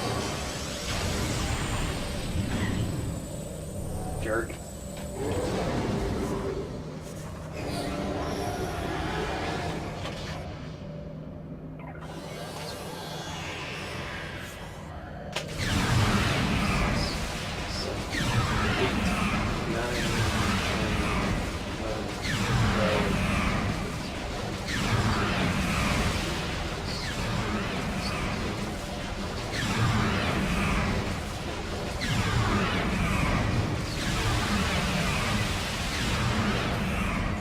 Good first cycle.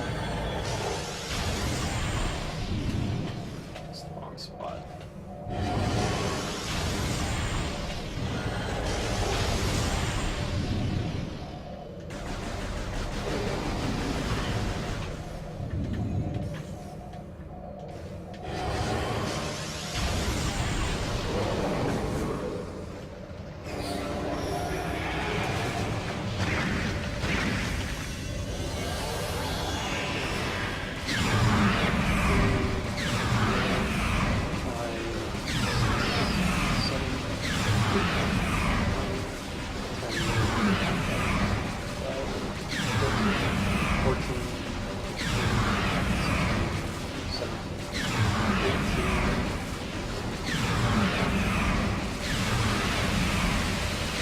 Yeah, boy, 2 pool!